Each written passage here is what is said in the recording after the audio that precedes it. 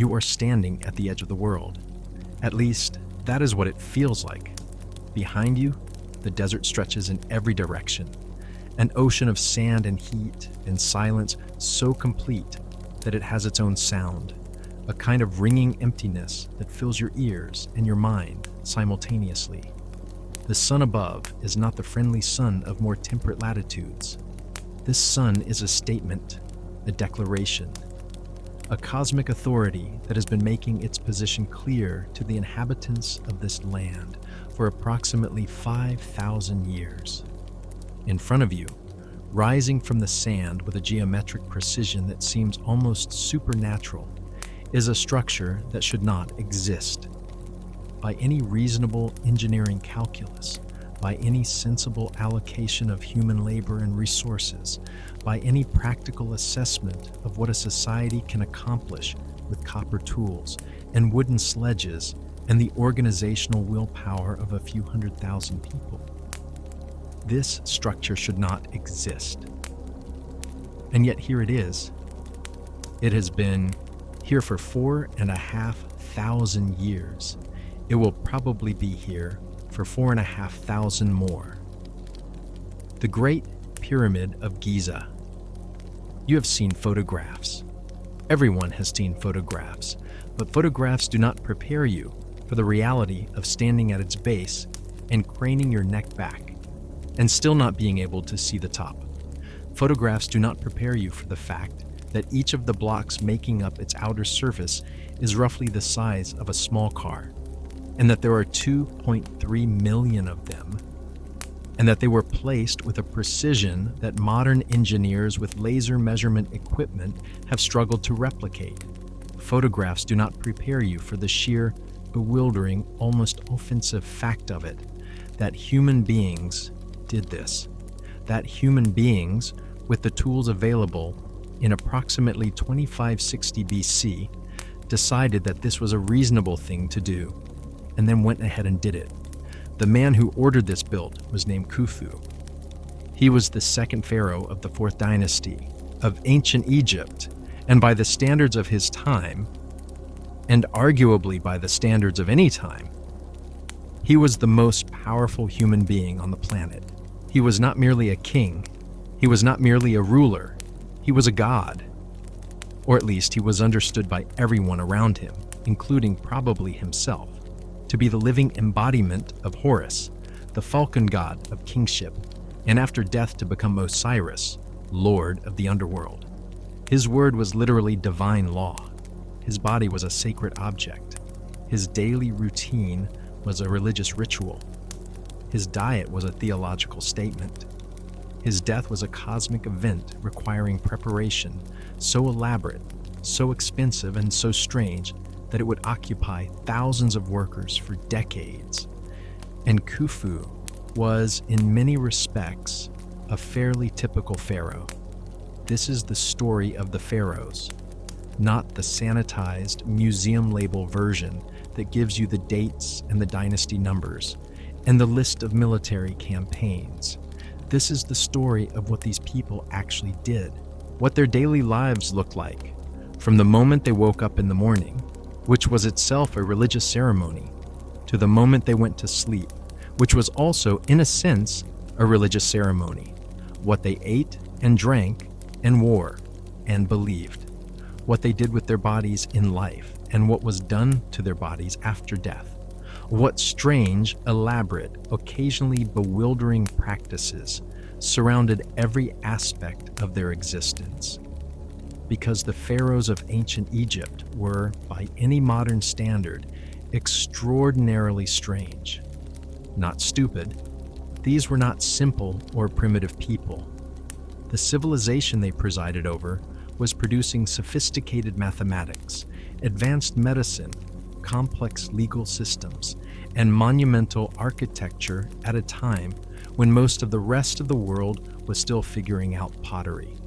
But strange, operating within a framework of belief and practice so different from anything we'd recognize as normal that every aspect of their lives, examined closely, turns out to be surprising. The pyramid in front of you is not the strangest thing about them. not by a considerable distance. Let's go inside. Chapter 1. Waking up as a god, the Pharaoh's morning ritual. The Pharaoh does not simply wake up. This is the first and most fundamental thing to understand about the daily life of an Egyptian king. The moment his eyes open each morning is not a private, personal biological event. It is a cosmological occurrence. The Pharaoh's waking is, in the theological framework of ancient Egypt, a reenactment of the sun god Ra's emergence from the darkness of the night, the daily renewal of creation, the defeat of chaos, the reassertion of divine order over the primordial void, every single morning, including weekends, presumably, though the ancient Egyptians didn't have weekends. The ceremony begins before the pharaoh is even conscious of it.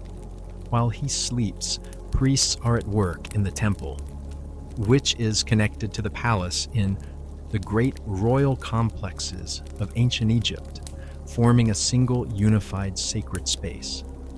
The night priests perform the rituals that guard the divine king's sleep, maintaining the sacred fires, reciting the protective spells, ensuring that the forces of chaos, personified as Apophis, the great serpent who threatens to swallow the sun each night, do not gain purchase in the hours of darkness. When it is time for the pharaoh to wake, the process is managed by a specific class of court official whose entire professional identity is organized around the royal mourning. The first servant of the god, one of the highest-ranking priests in the Egyptian religious hierarchy, supervises the opening of the inner sanctum of the palace, where the king has slept. This is done with ceremony, seals broken, doors opened in a specific sequence, prayers recited at each threshold. The pharaoh is then attended to by a team of specialists, not servants in the ordinary sense, but priests, performing sacred functions. Because touching the pharaoh's body was not a mundane act, the royal body was divine matter. Washing it, anointing it, dressing it, these were religious ceremonies, requiring the right words, the right substances, the right sequence of actions. The washing came first, not with water alone, with natron, the naturally occurring salt compound that the Egyptians also used in mummification, mixed with water and applied with ritual precision.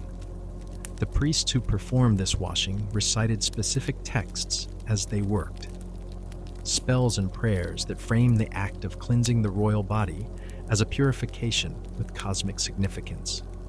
The pharaoh was not just getting clean, he was being restored to divine purity, readied to interact with the gods on behalf of humanity. The dirt of sleep, associated with the chaos of the night, the vulnerability of unconsciousness, was being ritually removed along with the physical grime. Then came the anointing. Egypt was awash in aromatic oils, cedarwood, myrrh, frankincense, lotus, and various plant oils that were imported at considerable expense from across the ancient Near East. The royal anointing oils were not simply cosmetic. They had specific religious properties, different oils for different parts of the body, different oils for different ritual contexts, different oils for different seasons and festivals. The application of these oils to the pharaoh's body was accompanied by prayers that connected the specific aromatic properties of each oil to specific divine qualities. Cedar oil, for instance, was associated with protection and divine strength. Myrrh was associated with the afterlife and the gods of the dead. Lotus oil, the distinctive scent of Egyptian ritual that you can almost imagine if you concentrate, was associated with creation and rebirth. The pharaoh's appearance was itself a theological document. The regalia he put on each morning, the false beard, the double crown, or one of its variants, the crook and flail, were not merely symbols of authority in the way a modern president's suit might be a symbol of authority. They were each theologically loaded objects with specific divine associations. The false beard, the ceremonial beard worn by pharaohs in formal contexts, and notably by queens regnant like Hatshepsut, who also wore it, was associated with the gods, specifically with Osiris, whose divine beard marked his divine status. Female pharaohs wore the false beard not because they were pretending to be male, but because the beard was a divine attribute that belonged to the office of pharaoh, not to any particular gender.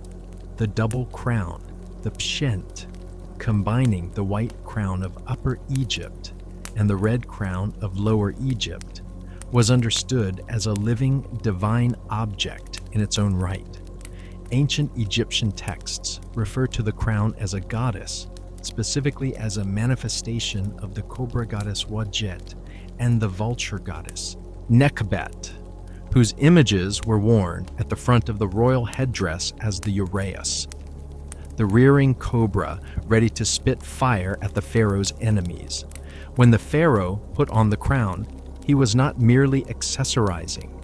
He was donning a divine being who would protect him and empower him throughout the day. The crook, the hecascepter, and the flail, the nekhaka, were regalia associated specifically with Osiris and with the function of kingship as shepherd of the people. The crook guided, as a shepherd guides his flock. The flail threshed, separating good grain from chaff, a metaphor for the king's role in separating order from chaos, justice from injustice. Every morning, when the pharaoh received these objects, he was formally taking up the burden and the authority of divine kingship for another day. The eye makeup came next. And yes, we need to talk about the eye makeup because it is one of the more misunderstood aspects of ancient Egyptian royal practice. The elaborate black eye paint, coal made from ground galena or other minerals, that we see in every Egyptian portrait was not primarily cosmetic in the modern sense. It was protective, practical, and theological simultaneously.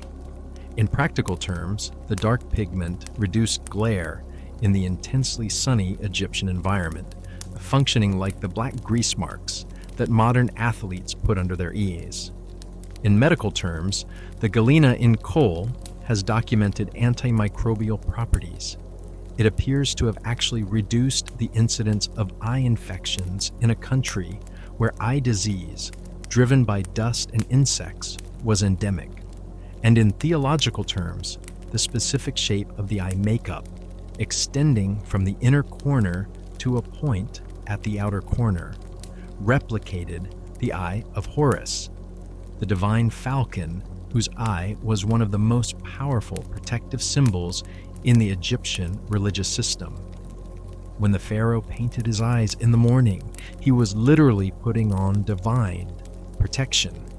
All of this, the washing, the anointing, the dressing, the makeup, before the pharaoh had eaten anything, before he had spoken to a single official or addressed a single petition, before, in any practical sense, his working day had begun.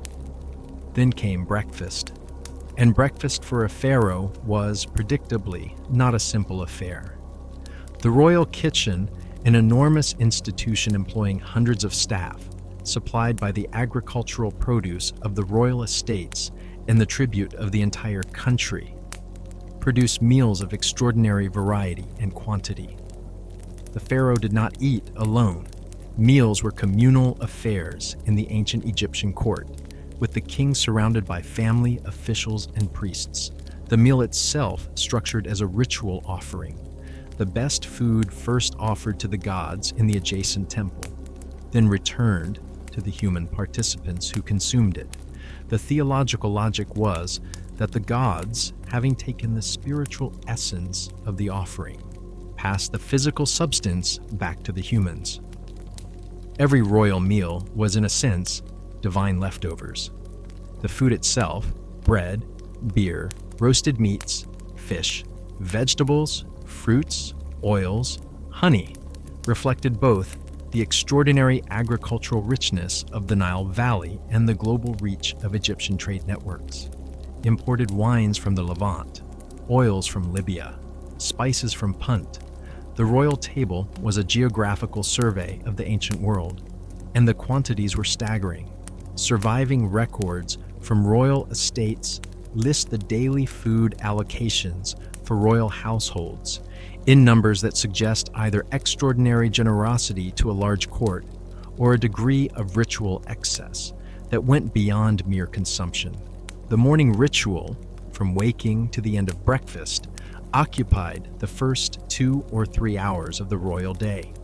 And it was only after all of this that the business of actually governing Egypt could begin. It is worth pausing here to appreciate the cumulative effect of all of this morning's ceremony on the psychological reality of being a pharaoh. You have been woken by priests.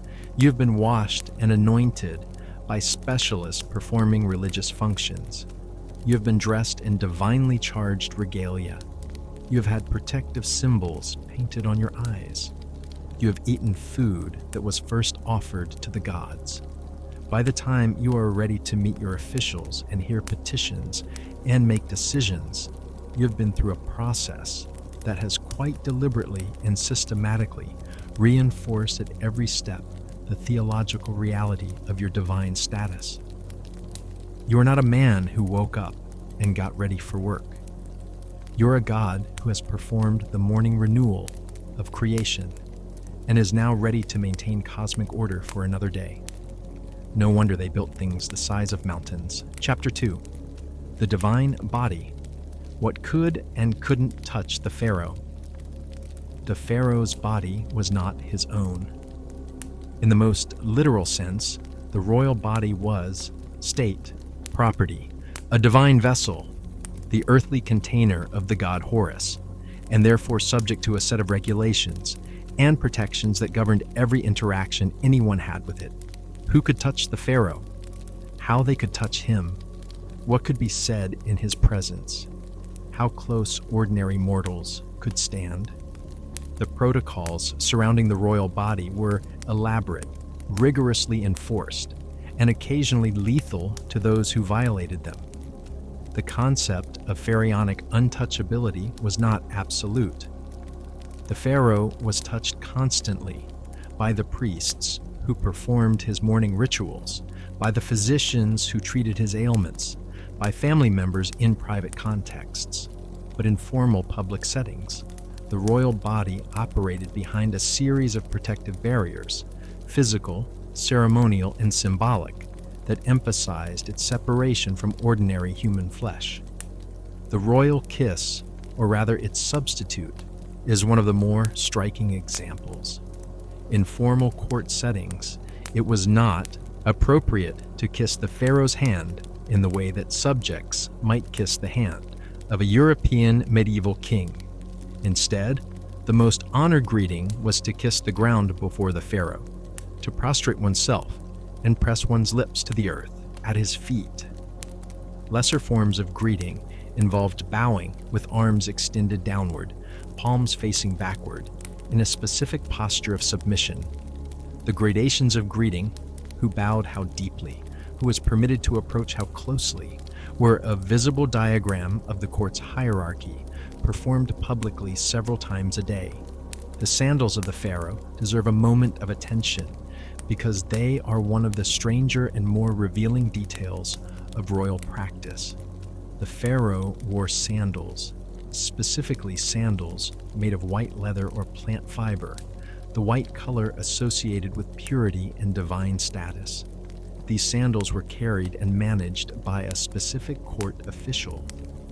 The sandal bearer, whose title sounds comic to modern ears, but who was, in practice, one of the pharaoh's most intimate attendants, and therefore one of the most politically influential people at court. The act of carrying the royal sandals was an honor, in the same way that managing any aspect of the divine king's body and its immediate environment was an honor. The royal sandals, having been in contact with the sacred royal feet, were themselves objects of significance. Even more revealing is what happened with the pharaoh's bodily byproducts. Egyptian royal ideology held that the pharaoh's body was entirely divine, which created a theological puzzle about the most mundane biological realities. The solution the Egyptians arrived at was not to pretend the puzzle didn't exist, but to incorporate it into the divine framework. The pharaoh's hair, nail clippings, and other bodily materials were carefully collected and disposed of in ritually appropriate ways. Not discarded casually, but managed to ensure that no enemy could gain access to them. In a culture where sympathetic magic was a practical reality, where possessing part of a person's body could, theoretically, give you power over them, the careful management of royal biological material was a genuine security concern. The pharaoh's health was a matter of national and cosmic importance. If the pharaoh was ill, if the divine vessel was compromised, this was not merely a personal misfortune. It was a potential cosmic crisis, because the pharaoh's body was the point of connection between the human and divine worlds. A sick pharaoh meant a weakened bridge between the gods and humanity, which meant potentially disrupted floods, failed harvests, military defeats, and the general unraveling of the divine order that the pharaoh was supposed to maintain. This meant that Egyptian royal medicine was both extremely sophisticated and extremely fraught. The physicians who attended the pharaoh were among the most skilled in a civilization that produced, arguably, the most advanced medicine in the ancient world. Egyptian medical papyri, particularly the Edwin Smith papyrus, which dates to around 1600 BC, but probably preserves much older knowledge, describe surgical procedures, anatomical observations, and pharmaceutical preparations of genuine sophistication. Egyptian physicians understood the connection between the brain and behavior. They could set bones, dress wounds, and prescribe herbal treatments with a specificity that indicates genuine empirical knowledge. But treating the pharaoh also required treating a god, which meant that medicine was inseparable from magic in the royal medical context. Every prescription was accompanied by spells. Every surgical procedure was embedded in ritual. The physician who treated the pharaoh was simultaneously a medical practitioner and a religious official, because the pharaoh's body existed simultaneously in the physical and divine realms, and both dimensions needed to be addressed in treatment.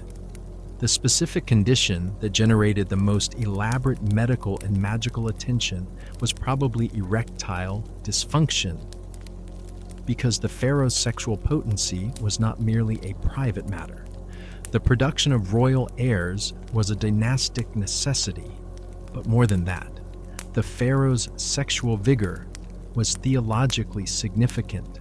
The pharaoh was, among his many divine attributes, a fertility figure, associated with the annual flooding of the Nile, with the renewal of agricultural abundance, with the creative power of the gods. A pharaoh who lacked sexual potency was a pharaoh who lacked divine creative power, which was a theological problem of the first order. The Egyptian medical papyri include treatments for erectile dysfunction with a specificity and variety that tells you clearly this was a topic the medical establishment took very seriously. Herbal preparations, animal products, magical spells, ritual procedures, the full arsenal of Egyptian medicine and magic was brought to bear on this particular royal concern. Some of the preparations described would, pharmacologically, have had some genuine effect. Several involved plants with actual vasodilatory properties. Others were pure sympathetic magic. The average probably split the difference between the two in the way that most ancient medicine did. The pharaoh's death was, in its own way, the ultimate expression of the divine body's special status. When a pharaoh died, the divine resident had vacated the physical vessel. Horus had departed, leaving behind a body that needed to be preserved as an object of continuing divine significance and prepared for its transformation into Osiris. The mummification process, which we will explore in considerable detail later in this script, was not primarily about preserving the body for sentimental reasons. It was about maintaining the physical vehicle in a condition suitable for the continuation of the royal divine life in the afterworld. The body did not stop being important when the pharaoh died. In some theological frameworks, it became more important. The preserved mummy in its pyramid or tomb was the anchor point for the royal spirit's eternal existence, the thing that the Ka and Ba needed to return to, the physical home of a divine being who continued to function in the afterworld as a mediator between gods and humans. Desecrating a royal mummy was not vandalism, it was deicide. Chapter 3. The Harem, Wives' Power, and Royal Succession. Let us address something that tends to generate more heat than light in discussions of ancient Egypt: the royal harem. The word harem is an Arabic term that carries a specific set of cultural associations from the Islamic world: the secluded quarters of women, the exotic imaginations of Orientalist painting, the specific social institutions of Ottoman and Mughal courts. When we apply it to ancient Egypt, we are importing a set of associations that don't map cleanly onto the Egyptian reality. The Egyptian institution, usually translated as harem, the ipet nesut, the private apartments of the king, was something both more complex and more interesting than the Orientalist fantasy suggests. The pharaoh had, by modern standards, a spectacular number of wives. The number varied by reign, by period, and by the specific political and diplomatic circumstances of the king in question. Rameses II, the great pharaoh of the 19th dynasty, the man who fought the Hittites at Kadesh and covered Egypt in monuments to his own glory, had at least 8 principal wives and a secondary harem that numbered in the hundreds. He also fathered, by conservative estimates, approximately 100 children, a biological feat that required considerable organizational infrastructure as well as personal dedication. But the Egyptian royal marriage system was not primarily organized around the pharaoh's personal preferences. It was a political institution of extraordinary complexity. Royal marriages were alliances between dynasties, between kingdoms, between the pharaoh and the gods. Different categories of royal wife had different statuses, different functions, and different political significance. At the apex of the hierarchy was the great royal wife, the Hemet Nesut Veret. This was not simply the pharaoh's favorite or his first wife. It was a formal, religious, and political role. The great royal wife participated in specific religious ceremonies alongside the pharaoh, representing the female divine complement to his male divine power, specifically embodying the goddesses Isis and Hathor in ritual contexts. She wore specific regalia.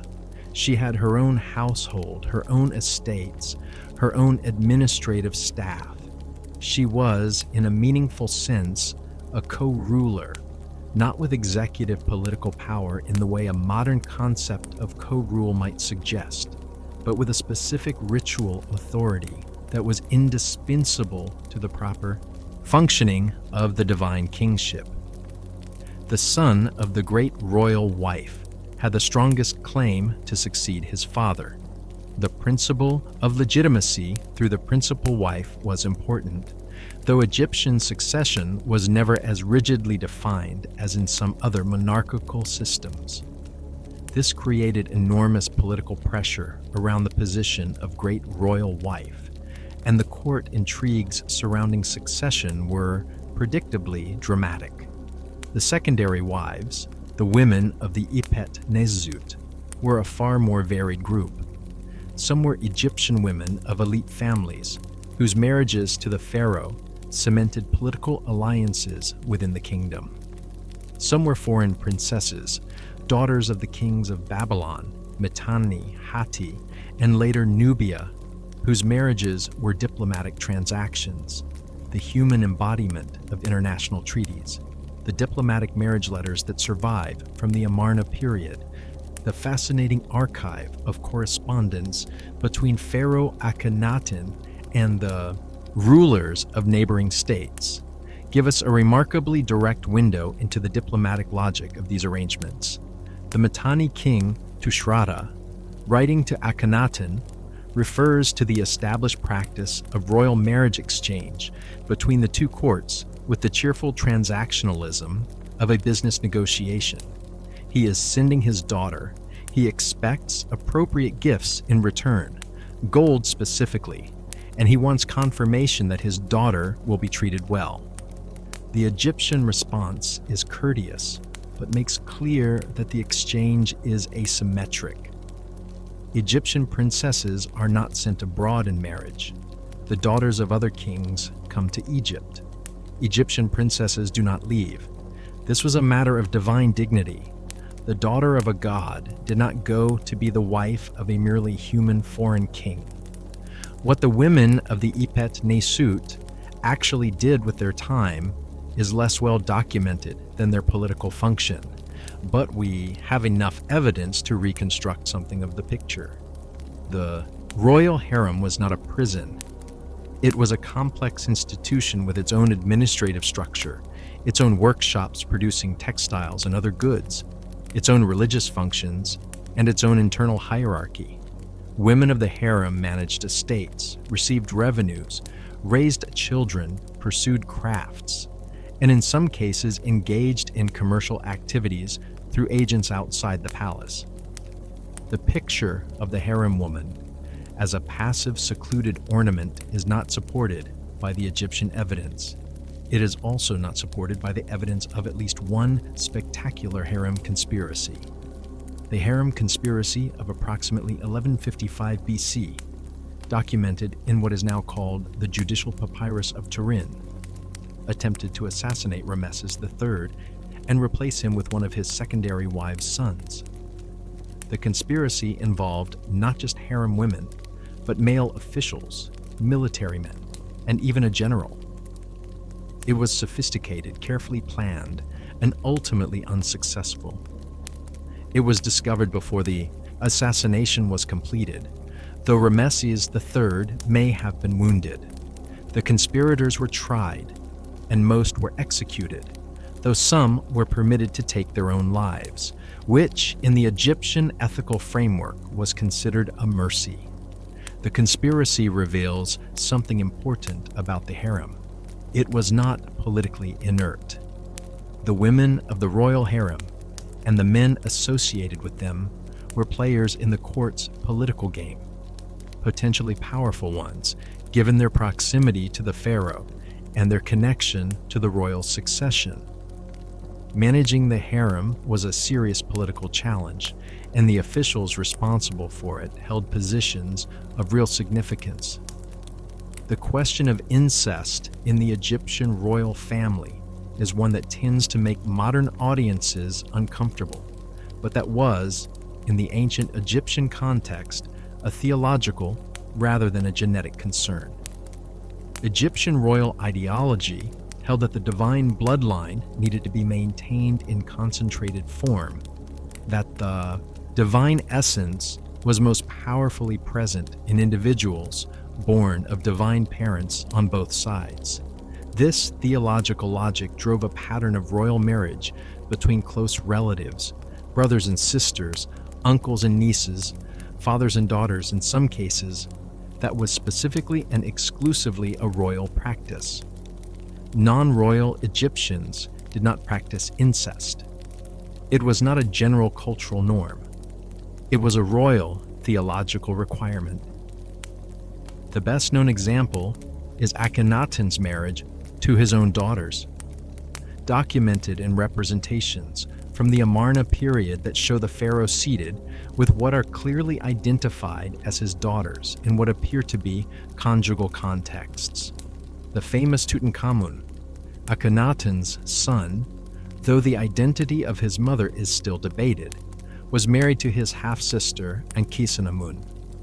DNA analysis of the royal mummies from this period has confirmed the degree of close interbreeding in the Amarna royal family and has identified genetic abnormalities in Tutankhamun's mummy, a clubfoot, bone disease, immune deficiencies that may be connected to the concentrated inbreeding of his lineage. The gods, after all, were expected to marry their siblings. Ra married his own children. Osiris married his sister Isis. Geb married his sister Nut. For the pharaoh to follow the same pattern was, in the theological framework, not transgressive. It was divine. Chapter 4. The living god's leisure, sports, hunting, and royal recreation. For all the elaborate religious scaffolding that surrounded every aspect of pharaonic existence, the pharaohs of ancient Egypt were also inescapably human beings. They got bored. They wanted entertainment. They had physical energy that needed an outlet. And the ways they chose to spend their leisure time, insofar as a living god could be said to have leisure time, tell us a great deal about who these people actually were beneath the regalia and the ritual. Hunting was the royal sport pari. Excellence! And it was practiced with an enthusiasm and a dedication that went far beyond mere recreation. The pharaoh's hunting prowess was a theological statement. The ability to pursue and kill dangerous animals, lions, elephants, wild bulls, hippopotamuses, demonstrated the qualities that the divine kingship required: courage, strength, skill, and the ability to overcome the forces of chaos and danger that threatened divine order. A pharaoh who hunted lions was, in the symbolic language of Egyptian royal ideology, a pharaoh who could defeat the enemies of Egypt and the forces of cosmic chaos.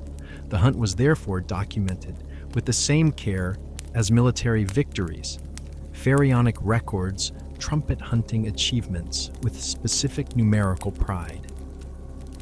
Amenhotep III, the great builder pharaoh of the 18th dynasty, grandfather of Akhenaten, had commemorative scarabs produced to celebrate his hunting achievements. Surviving examples record that in the first 10 years of his reign, he killed 102 lions by his own arrows. Another scarab series commemorates a wild bull hunt in which 96 bulls were driven into an enclosure, and the pharaoh killed 56 of them personally, plus all the remainder on the next day. These numbers may be exaggerated. Pharaonic records are not known for their modesty, but the practice they document is real. The royal hunt was a formal event. Beaters drove game into prepared areas. The pharaoh approached in his chariot, and the kill was made at close range with bow and arrow or spear. It was dangerous enough to be genuinely impressive. Lions, in particular, required both courage and skill, and elaborate enough to require significant organizational support. Chariot riding was inseparable from hunting and from war in the New Kingdom period, from roughly 1550 BC onward, when the chariot was introduced to Egypt from the Hyksos and became central to Egyptian military power. The pharaoh's relationship with his chariot was both practical and symbolic. In battle representations, the pharaoh always appears alone in his chariot, driving with the reins tied around his waist so that both hands are free for his weapons. A physically demanding and extremely dangerous posture that, if actually performed, demonstrated extraordinary athletic ability. In reality, at least one chariot companion was almost certainly present, but the ideological requirement was to show the divine king as self-sufficient and invincible. The training required to actually be a competent charioteer and archer simultaneously was substantial, and the evidence suggests that at least some pharaohs genuinely underwent this training seriously. Amenhotep II, son of the great warrior Thutmose III, was renowned for his physical abilities, in terms that seem, even discounting the inevitable exaggeration, genuinely impressive. He is recorded as drawing a bow that no other man in the army could bend, rowing a boat of 200 rowers faster than they could manage, and running and swimming feats of considerable endurance. Whether all of these claims are literally true, they reflect an ideal of royal physicality that was actively cultivated and taken seriously. Archery specifically was a pharaonic obsession. The king's prowess with the bow was tested and demonstrated in formal contexts. Archery displays where the pharaoh shot at copper targets, at moving targets, at targets at great distance, that served both as genuine athletic practice and as public demonstrations of divine power. The bow, in Egyptian symbolism, was one of the primary weapons of cosmic order against chaos. The pharaoh who could shoot straight and far was demonstrating his capacity to maintain the divine order of the universe. Beyond hunting and warfare-adjacent activities, the pharaohs also had recreational pursuits that were somewhat more relaxed. Board games were apparently a royal enthusiasm. The game of Senet, an Egyptian board game whose exact rules are still debated by historians, appears in contexts ranging from peasant households to royal tombs, where it was buried with the dead as entertainment for the afterlife. The game had cosmological associations. Its board represented the journey of the soul through the afterworld, which meant that playing it was simultaneously leisure and theological meditation. Music and dance were central to Egyptian court life, and the pharaohs were enthusiastic consumers of both. The royal court maintained professional musicians and dancers whose performances accompanied meals, religious festivals, and various court occasions. Egyptian musical instruments, harps, lutes, flutes, percussion instruments, are depicted in elaborate detail in tomb paintings, and the sophistication of the instruments shown suggests a musical tradition of considerable complexity. Swimming and water sports were natural in a civilization organized around the Nile, and there are records of pharaohs and their children participating in water activities with apparent enjoyment. The image of Akhenaten and Nefertiti relaxing with their daughters in the informal, intimate style of Amarna art gives us what may be our closest glimpse of actual royal leisure. Children playing, parents relaxed, the divine family in an almost recognizably human domestic moment. Almost, because even in their leisure, the pharaohs were never entirely free of the divine framework that structured their existence. The hunt was cosmic symbolism. The board game was afterlife preparation. The music accompanied religious ritual as often as it accompanied dinner. The pharaoh who was trying to relax was simultaneously the pharaoh who was required to embody divine order in every moment of his existence. It is, if you think about it too hard, an extraordinarily exhausting way to live. Chapter 5. The Art of Dying, Mummification and the Royal Afterlife. You are in a tent, not a comfortable tent. The avushed smell alone would have driven most modern people out within 30 seconds. A complex, penetrating mixture of natron salt, cedar resin, myrrh, and underneath it all, the sweet sharp smell of organic matter in the process of being preserved rather than decomposed. The light is dim, filtering through linen panels. The heat is considerable because you are in Egypt and you are always in considerable heat.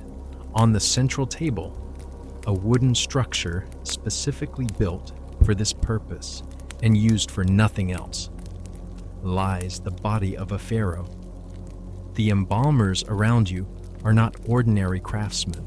They are a specialized priestly caste whose knowledge has been passed down through families for generations, a technical and theological expertise so specific and so guarded that the ancient Egyptians considered it one of the most sacred arts their civilization practiced. The chief embalmer, wearing the mask of Anubis, the jackal-headed god of mummification, because he is, for this period, performing the function of Anubis, has already made the first incision. What is about to happen to this body is one of the most complex, most time-consuming, and most theologically loaded procedures in the ancient world. It will take 70 days. It will involve a sequence of steps so elaborate and so precisely defined that even a deviation in the order of prayers recited over the body could theoretically compromise the results. And when it is done, the person who was the pharaoh will exist in a new form, physically preserved, spiritually transformed, ready for an eternity in the company of the gods. This is mummification, and almost everything you think you know about it is either incomplete or wrong. Let's start with the brain. The ancient Egyptians did not consider the brain to be the seat of intelligence, personality, or the soul. That honor went to the heart. The heart was where thinking happened, where emotion lived, where the essential self resided. The brain was considered an essentially useless organ, a kind of cranial stuffing whose primary apparent function was producing mucus. And since it was useless, it was removed and discarded. The removal process was both ingenious and deeply unpleasant. The embalmers inserted a long bronze hook up through the left nostril, piercing the ethmoid bone at the top of the nasal cavity to gain access to the skull interior. The hook was then used to break up the brain tissue, a process called cerebral liquefaction, until the brain had been reduced to a pourable consistency. The body was then tilted forward, allowing the liquefied brain to drain out through the nostril. For any remaining material, the embalmers would insert a curved spatula through the same opening and scoop out what the draining process had left behind. The skull cavity was then rinsed with various resins and left to dry. In some mummies, the skull was filled with linen packing or resin to maintain the head's shape. In others, it was simply left empty. The fate of the extracted brain matter is not recorded with any particular ceremony. It was not saved, not preserved, not given a ritual burial. It was simply disposed of. The heart, by contrast, was treated with extraordinary reverence. It was the one organ not removed from the body during mummification. Every other major organ, the lungs, liver, stomach, and intestines, was removed, separately preserved, and stored in the canopic jars that you have almost certainly seen in museum collections. But the heart stayed. The heart needed to stay, because the heart would be needed for the most critical moment of the entire afterlife process. The weighing of the heart. In the Egyptian conception of the afterlife, after death, the deceased was brought before the tribunal of Osiris in the Hall of Two Truths. The dead person's heart, containing the complete record of their moral life, every action and thought and intention they had ever had, was placed on one side of a great scale. On the other side was placed the feather of Maat, the goddess of truth, justice, and cosmic order. The feather weighed almost nothing. If the heart was light, if it was unburdened by sin, by wrongdoing, by the weight of moral failure, it balanced with the feather, and the deceased was admitted to the paradise of the field of reeds. If the heart was heavy, if it carried the burden of a life of wrongdoing, it outweighed the feather and was immediately devoured by Amit, the chimeric devourer of the dead, a creature combining lion, hippopotamus, and crocodile, who waited by the scale for exactly this purpose. The devoured soul ceased to exist entirely, not condemned to punishment, but simply annihilated, erased from existence. In the Egyptian worldview, this was the ultimate fate worse than death. The pharaoh, theoretically, had a divine heart guaranteed to be light, but Egyptian theology was thorough enough to hedge its bets. The royal mummy was buried with multiple copies of the Book of the Dead, and specifically with Chapter 30b, the heart scarab spell, which was a prayer addressed directly to the heart, asking it not to testify against its owner during the weighing.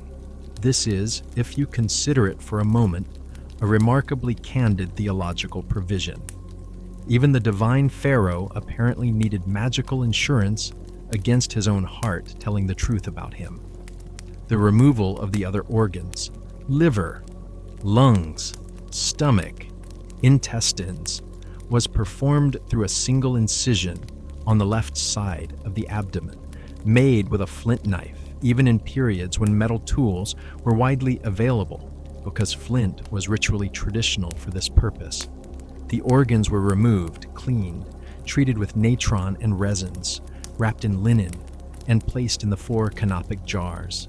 The liver protected by the falcon-headed kibes nuef, the lungs by the human-headed imsiti, the stomach by the jackal-headed duamutef, and the intestines by the baboon-headed hapi. These 4 were the sons of Horus, divine protectors of the royal organs, and their images on the canopic jar stoppers were not mere decoration. They were divine guardians. The empty body cavity was then rinsed with palm wine, which had genuine antiseptic properties, and packed with natron, linen, and various resins. The drying process was the most time-consuming part of mummification. The body was buried in natron, both internally packed with it and externally surrounded by mounds of it, and left to desiccate for approximately 40 days.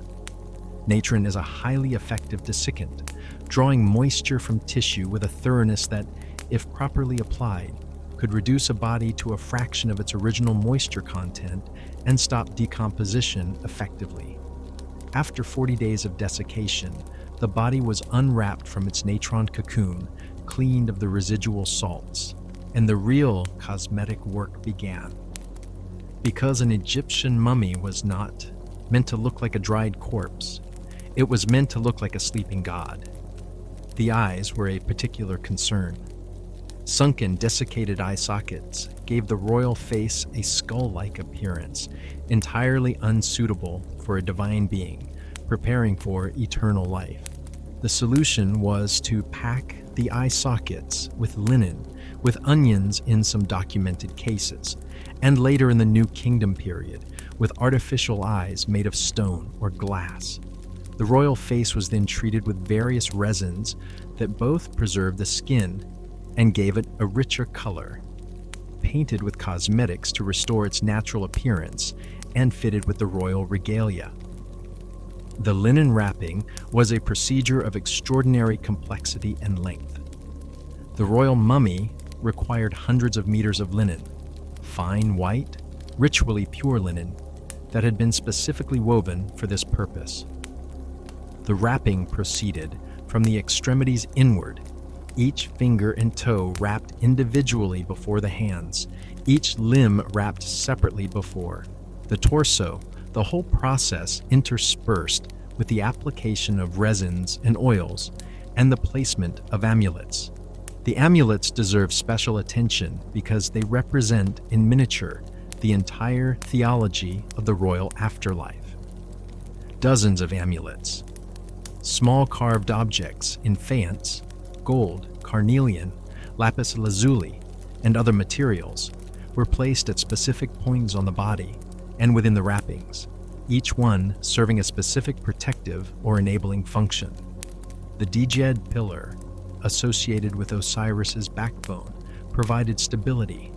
The Ankh, symbol of life, provided continued existence. The Wedjet eye of Horus provided protection.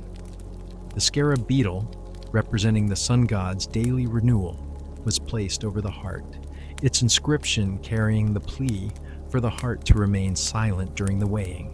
The final wrapping produced something that barely resembled a human body, a rigid, geometric, linen-swathed form, over which was placed the royal death mask, the mask of which Tutankhamun's gold mask is the most famous example, though many pharaohs had similar or even more elaborate versions, was not a portrait in the modern sense.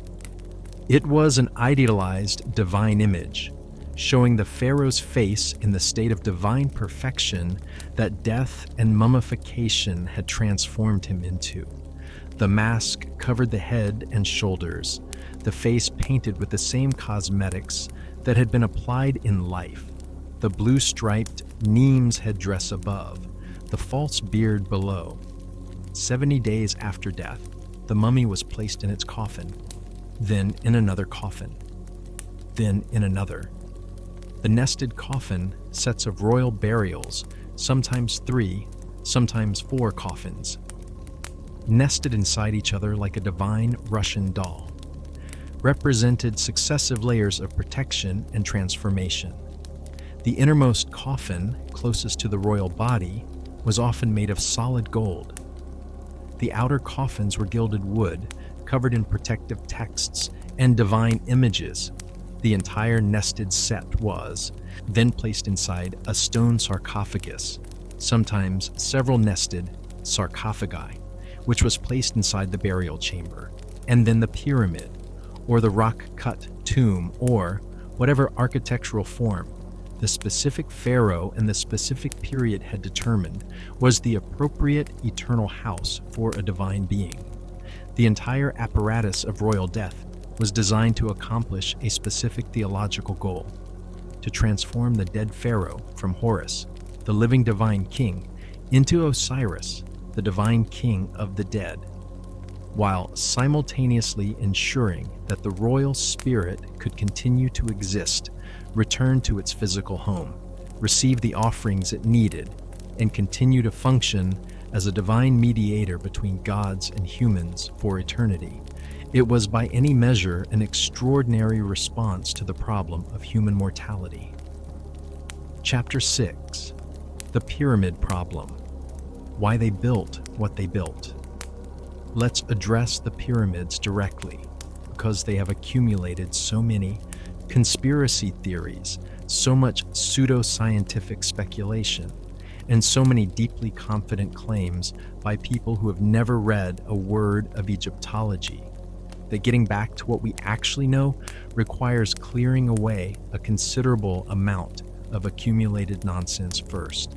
The pyramids were not built by aliens. They were not built by the lost civilization of Atlantis. They were not ancient power plants, star maps, or repositories of lost cosmic knowledge. They were tombs, very large, very expensive, very elaborately constructed tombs, built by an organized workforce of skilled and semi-skilled Egyptian laborers, under the direction of engineers whose sophistication we are still working to fully understand. But tombs nonetheless. The evidence for this is overwhelming, multidisciplinary, and frankly hard to argue with if you approach it in good faith. We have the workers' villages, excavated at Giza, complete with bakeries producing the bread that fed the workforce, breweries producing the beer that was part of their rations, medical facilities where workers' injuries were treated, and cemeteries where workers who died during construction were buried with basic grave goods that indicate they were valued members of Egyptian society rather than enslaved people driven to death on a royal vanity project. We have the administrative records, papyri found in 2013 at the site of Wadi El Jarf, a harbor on the Red Sea, which constitute the actual logbook of a team of laborers involved in the construction of the Great Pyramid. Written by an official named Mirror, these papyri describe, in prosaic administrative detail, the delivery of limestone from the Tura quarries to Giza. the daily logistics of construction recorded by a middle manager who was clearly not aware that he was documenting one of history's greatest achievements. This is the most direct documentary evidence we have for the construction of a pyramid, and it confirms the established archaeological model. Organized teams of Egyptian workers, rotating on regular schedules, working under government supervision, well-fed, and reasonably well-treated. We have the graffiti.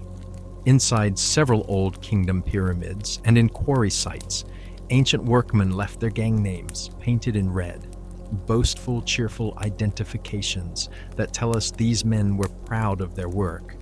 Gangs called Friends of Khufu and Drunkards of Menkaure were apparently real teams of construction workers who felt strongly enough about their royal employer to name themselves after him. The Drunkards of Menkaure, in particular, seem like exactly the kind of crew you'd want on a large construction project. What the pyramids actually represent is a sustained exercise in applied theology. The pyramid form itself was theologically significant.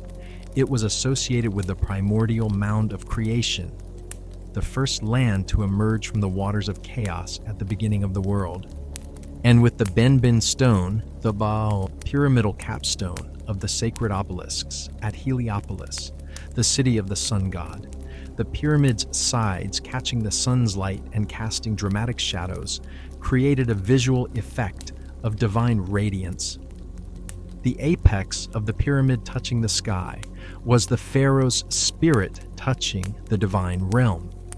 The internal architecture of the Great Pyramid is itself a document of theological evolution. The burial chamber was moved upward during construction, beginning below ground, then at ground level, then rising to the king's chamber at the center of the pyramid, in a sequence of changes that appears to reflect developing theological ideas about the proper location of the royal burial. The Grand Gallery, with its corbelled ceiling soaring 7 meters above the passage floor, is one of the most extraordinary interior spaces ever created by human beings, and its function, a counterweight system for sealing the burial chamber after the pharaoh's body was interred, was entirely practical in purpose while being extraordinary in execution. The precision of the pyramid's construction continues to generate genuine scientific interest, and it should, because it is genuinely remarkable. The Great Pyramid's base is level to within 2.1 centimeters across its entire 230-meter extent. Its sides are oriented to the cardinal directions with an accuracy of less than 0.05 degrees of arc. Its corner angles are accurate to within a small fraction of a degree. These achievements, accomplished without modern surveying equipment, demonstrate a mastery of practical geometry and engineering that is deeply impressive by any standard. The methods used to achieve this precision are still debated. We know the Egyptians had surveying instruments, the merket, a sighting tool used to align buildings with stars, and the bay, a palm frond used as a sighting rod. We know they used the stars for orientation, specifically the circumpolar stars whose constant position in the northern sky provided a reliable reference point. We know they had measuring rods, plumb bobs, and set squares. The precise combination of methods that achieved pyramid-level accuracy is reconstructed by archaeologists and engineers through careful analysis of surviving tools, construction marks, and the geometry of the structures themselves. The logistics of pyramid construction were, if anything, even more impressive than the precision. The Great Pyramid contains approximately 2.3 million stone blocks, averaging about 2.5 tons each, with some blocks in the interior weighing up to 80 tons. The limestone for the bulk of the structure came from quarries immediately adjacent to the Giza Plateau, a significant logistical advantage. The fine white Tura limestone for the outer casing came from quarries across the Nile, requiring transport by boat and then by sledge. The granite for the internal chambers and the burial sarcophagus came from Aswan, 800 kilometers up the Nile. The Wadi El Jarf. Papyri give us a direct insight into this supply chain. Mirer's team of approximately 200 men made repeated trips between the Tura quarries and Giza, each trip taking several days, moving limestone blocks on wooden sledges dragged over wetted sand, a technique that, experiments have confirmed, dramatically reduces the friction force required. The sand wetting technique is actually depicted in an Egyptian tomb painting from a later period, showing workers pouring water ahead of a sledge carrying a colossal statue. The pyramid complex that surrounds the pyramid itself, the valley temple at the edge of the cultivation, the causeway connecting it to the mortuary temple at the pyramid's base, the smaller pyramids of queens, the mastaba tombs of officials clustering around the royal burial like satellites around a planet, was a complete architectural ecosystem designed to maintain the royal afterlife in perpetuity. The mortuary temple was staffed by priests whose entire purpose was to perform the daily offering ritual for the dead pharaoh, bringing food, reciting prayers, maintaining the sacred connection between the living and the divine dead. These mortuary cults were endowed with agricultural estates, specifically to fund their ongoing operations. The intention was that they would function forever, that the priests would perform the daily ritual for the dead pharaoh for eternity, maintaining his divine existence in the afterworld through the perpetual renewal of the offering. In practice, mortuary cults typically lasted a few generations before economic pressures, political changes, or the simple passage of time caused them to be abandoned or absorbed into other temple institutions. The pyramids outlasted their cults. They were designed to last forever. They have lasted approximately 4,500 years. That's not bad. Chapter 7. Talking to gods. The Pharaoh's religious duties. The Pharaoh was not merely a worshiper of the gods. He was the only legitimate intermediary between humanity and the divine, the one being capable, by virtue of his own divine nature, of standing in the presence of the gods and communicating with them on behalf of his people. In theory. In practice, a single individual could not perform the full ritual requirements of every temple in Egypt every day. Egypt by the New Kingdom had hundreds of temples, each requiring daily ritual attention. The opening of the shrine, the washing and dressing of the cult statue, the presentation of offerings, the closing of the shrine. If the pharaoh had attempted to personally perform all of these rituals, he would have had time for nothing else, and also he would have needed to be in several hundred places simultaneously. The solution was priestly delegation. The pharaoh was theologically present at every ritual. The texts and images in every temple show the pharaoh performing the rituals, regardless of who was actually doing them, while physically represented by priests who acted in his name. Every priest in every Egyptian temple was, in the official theological accounting, performing the ritual as an agent of the pharaoh. The king was simultaneously everywhere and nowhere, theoretically performing every ritual while physically being in one place. The rituals the pharaoh did personally perform were the highest stakes theological events in the Egyptian calendar. The great festivals that required royal presence, the inaugural ceremonies of new temples and monuments, and the daily temple ritual in the royal residence temple that he performed himself with genuine physical presence. The daily temple ritual, our best documentation of which comes from the New Kingdom temple at Abydos, and from various inscribed temple walls, followed a precise sequence. The sanctuary doors were unsealed and opened with prayers at each step. The priest, or pharaoh, entered and burned incense to purify the air. The cloth covering the cult statue, the divine image in which the god's spirit resided, was removed.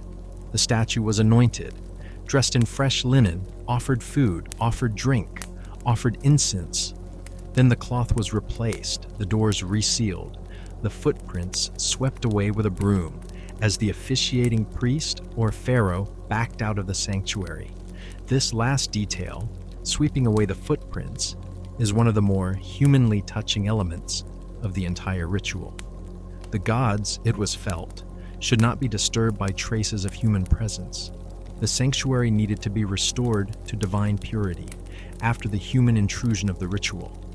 Even the pharaoh, even the divine king himself, was still sufficiently human that his passage through the divine space needed to be erased. The great festivals of the Egyptian calendar were public events of enormous scale. The Opet festival at Karnak, one of the most important in the New Kingdom calendar, involved the transport of the sacred barks of Amun, Mut, and Khonsu from Karnak Temple to Luxor Temple along a processional way, lined with Sphinx statues, the entire journey accompanied by priests, musicians, dancers, and the watching public. The festival lasted approximately 11 days, during which the pharaoh performed rituals at both ends of the processional route that renewed his divine mandate, specifically the union of the royal Ka with the divine Ka, renewing the pharaoh's divine nature for another year. The said festival, the Heb Sed, was perhaps the most dramatic of all royal religious ceremonies. Traditionally performed after 30 years of reign, and then every 3 years thereafter, though many pharaohs did not wait that long, and some held multiple celebrations at irregular intervals, the said festival was a ritual renewal of the pharaoh's power. Its origins are probably very ancient. Some scholars believe it preserves rituals from a period in Egyptian prehistory when the king might actually have been killed and replaced when his physical powers waned, with the festival originally substituting symbolic death and renewal for the real thing. By the historical period, the said festival involved a sequence of ceremonies over several days that included the pharaoh running a ritual course while holding specific regalia, demonstrating his continued physical vigor, being coronated again with both the white and red crowns, sitting on 2 thrones in sequence representing the 2 kingdoms of Egypt, and performing various other ceremonies of renewal and relegitimization. It was essentially a very elaborate repeat of the original coronation, designed to demonstrate that the pharaoh was still divinely fit to rule, and that his power had been renewed directly by the gods. Rameses II, who reigned for 66 years, celebrated approximately 14 said festivals, a record that tells you something both about his extraordinary longevity and about his enthusiasm for self-celebration, which was considerable. The temples he built at Abu Simbel, at Karnak, at Luxor, at Abydos, at Ramesseum, the sheer quantity of monumental self-commemoration that Rameses II achieved in a single reign is staggering even by pharaonic standards. He also had a habit of reinscribing monuments built by his predecessors with his own name, a practice so common that Egyptologists refer to it as usurpation and have to use stylistic and other evidence to determine who actually built what. The pharaoh's relationship with the oracle was another fascinating dimension of his religious practice. Oracular consultation, asking a deity to confirm a decision, validate a claim, or resolve a dispute, was practiced at various Egyptian temples, and the pharaoh was not immune to the appeal of divine confirmation for decisions he had already made or was making. the oracle worked through the movement of the divine bark, the boat-shaped shrine in which the god's cult statue traveled during festival processions. Individuals seeking oracular guidance would stand in the god's path and ask their question. If the barca moved forward, carried by its team of priests, toward them, this was a positive answer. If it moved backward, a negative one. The priests carrying the bark were therefore in a position to exercise considerable influence over the oracle's pronouncements, a fact that was presumably not lost on more cynical observers of the process. Rameses II received an oracle confirming his choice of a high priest of Amun. Horemheb used an oracle to confirm his designation as royal heir. The oracle of Amun at Karnak was consulted on matters ranging from property disputes to accusations of theft to questions of succession. The integration of divine confirmation into human decision-making processes was not, in the Egyptian context, an abdication of responsibility. It was an acknowledgement that the divine world and the human world were not separate themes, that the gods were actively involved in the affairs of Egypt, and that human decisions needed to be aligned with divine will. Chapter 8. Eating like a god. Royal food, drink, and excess. Let's talk about what the pharaohs actually put in their mouths, because the royal Egyptian diet is both more varied and more interesting than the basic bread and beer summary that tends to appear in popular accounts. The agricultural bounty of the Nile Valley, regularly renewed by the annual flood that deposited rich silt across the cultivation, produced a food supply of extraordinary variety and reliability. Egypt was, in the ancient world, the breadbasket that everyone else wanted to control.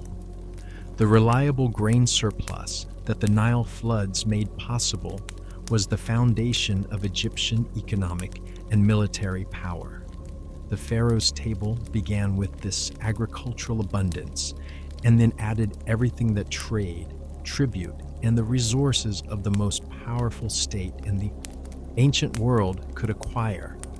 Surviving records of royal food provisions, from the supplies documented in administrative papyri, from the food remains found in royal tombs, from the offering lists carved in temples, allow us to reconstruct a royal diet of considerable sophistication. Bread was the foundation, but royal bread was not the coarse, grit-laden bread of the ordinary Egyptian peasant. A bread so abrasive that analysis of peasant mummies shows widespread dental wear from eating it. The royal bakeries produced dozens of different bread varieties, using fine sifted flour, enriched with eggs and fat, baked in molds to produce specific shapes, some of which were themselves ritually significant. Bread shaped like animals, like the Ankh symbol, like the lotus flower. Bread as theological statement, which is very Egyptian. Beer was equally fundamental. Not the weak, slightly fermented grain beverage of popular imagination, but a range of beers varying from the relatively light daily beer to stronger festival varieties, whose alcohol content was genuinely significant. The Egyptians had approximately 17 different words for beer, which tells you something about the seriousness with which they approached the subject. Royal beer was produced in palace breweries of considerable sophistication, and the quality differential between royal beer and the beer drunk by ordinary Egyptians was probably substantial. Wine, imported from the vineyards of the Nile Delta and from the Levant, was a marker of elite status in Egypt, more expensive and more prestigious than beer, and therefore more prominent on the royal table. Egyptian wine jars were labeled with the vintage, the vineyard, and the winemaker's name, the earliest wine labeling system we know of, and a practice that tells you the Egyptians were already distinguishing between wines of different qualities and origins in ways that anticipate the modern wine trade by 3,000 years. The royal table also featured meats that ordinary Egyptians rarely or never ate. Beef was expensive and prestige-laden. Cattle were valuable agricultural and ritual animals, not everyday food for most people. The royal kitchen slaughtered cattle for major feasts and offering rituals, and the king had access to beef at a frequency that would have been extraordinary by ordinary Egyptian standards. Wildfowl, duck, goose, pigeon were abundant in the Nile marshes and were both hunted wild and raised domestically for the royal table. Fish, despite being somewhat low status in certain ritual contexts, some priests were prohibited from eating fish due to its association with Set, the god of chaos, appeared on the royal table in substantial quantities, particularly the various Nile fish species that were plentiful and high in protein. Fruits and vegetables were equally important. Dates, figs, pomegranates, grapes, and melons were available fresh, in season, and preserved for year-round use. Onions, garlic, leeks, lettuce, and various legumes provided vegetable variety. Honey, used both as a sweetener and as a medicine, was produced in Egypt and also imported, and its presence in royal tombs. The famous story of honey found still edible in ancient Egyptian tombs is somewhat embellished, but honey's extraordinary preservative properties are real, tells us of its value. The spices and aromatics that accompanied and flavored royal food reflected the global reach of Egyptian trade. Cumin, coriander, fenugreek, and various other spice plants were cultivated domestically. More exotic spices, the kinds that traveled along the Red Sea trade routes from India and East Africa, were imported at considerable expense. The trading expeditions to the land of Punt, probably located in the region of modern Eritrea, Djibouti, or Somalia, brought back not only aromatic resins and exotic animals, but food products that enriched the royal table. One of the more fascinating aspects of royal Egyptian dining is the role of ritual in structuring it. Every royal meal was, as we noted in the first chapter, first offered to the gods before being consumed by the humans present. But the ritual dimensions went further than this. Certain foods were associated with certain gods and were consumed in specific ritual contexts to absorb divine qualities. Lettuce, for instance, was associated with the fertility god Min and had connotations of sexual potency, something that explains its prominent presence in certain ritual offerings that might otherwise seem like oddly specific vegetable enthusiasm. The quantities consumed at major royal feasts were extraordinary. Surviving records of provisions for royal festivals, the Opet Festival, the Sed Festival, various military victory celebrations, list quantities of bread, beer, meat, and other foodstuffs that suggest feasting on an almost industrial scale. The redistribution of food through the royal feast system was itself a political tool. The pharaoh who fed his officials and priests and the workers on his building projects was not merely being generous. He was demonstrating his divine capacity to provide, his role as the ultimate source of abundance, in a land whose abundance derived ultimately from the divine order he maintained. The royal kitchen staff was itself a substantial bureaucratic operation. The overseer of the royal table, the chief baker, the head brewer, the master of the wine cellar. These were positions of genuine importance, close to the royal person, and therefore politically significant in the intimate geography of court power. The man who controlled what the pharaoh ate was a man with access, and access in a pharaonic court was everything. Chapter 9. Divine Warfare, How Pharaohs Fought, and Why It Mattered Cosmically. You are standing on a battlefield. The sun is already brutal, and it is not yet midday. Around you, the air smells of leather and oil and the particular metallic sharpness that large numbers of armed men produce when they have been marching through desert heat for several days. The ground beneath your sandaled feet is hard, cracked, pale, the kind of terrain that offers no forgiveness to anyone who falls on it. In front of you, the forces of the Hittite Empire have arranged themselves with a deliberateness that suggests their commanders know exactly what they are doing. Behind you, in a chariot of gilded wood drawn by horses whose names will be recorded for posterity, Rameses II named his favorite chariot horses Victory and Thebes, and Mut is satisfied, because of course he did, is the pharaoh. He is wearing blue leather war helmet, a corselet of leather and bronze scale, and an expression that the artistic record will later render as serene, divinely confident, and utterly without fear.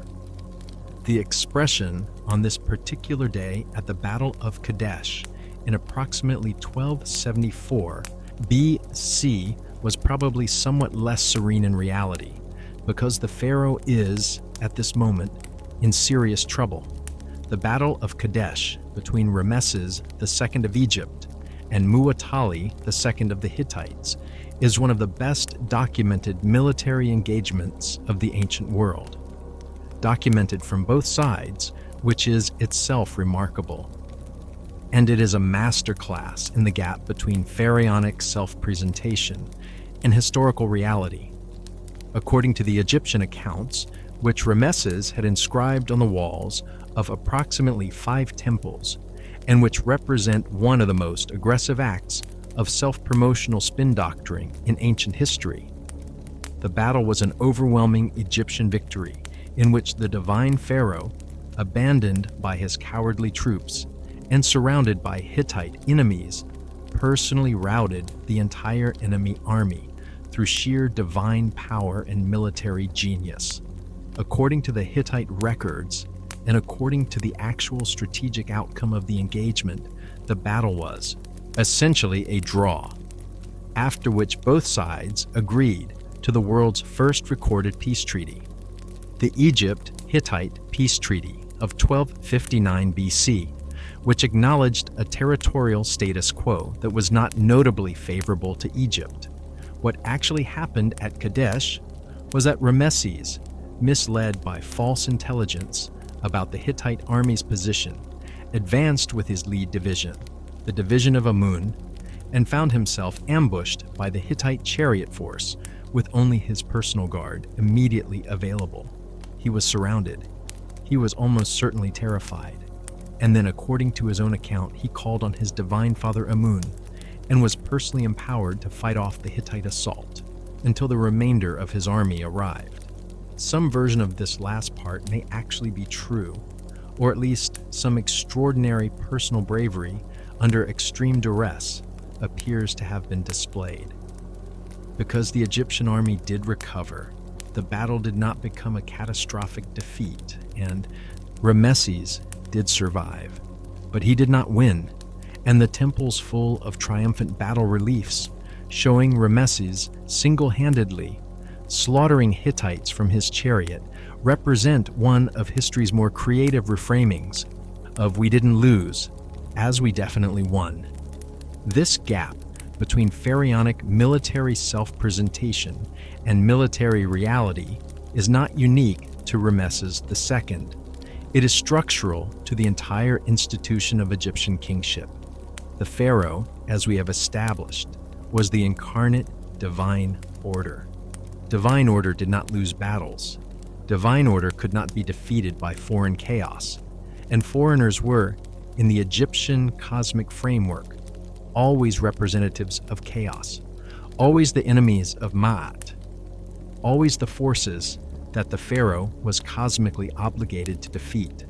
Every military engagement in which a pharaoh participated was therefore, by definition, a divine victory, regardless of what had actually happened on the ground.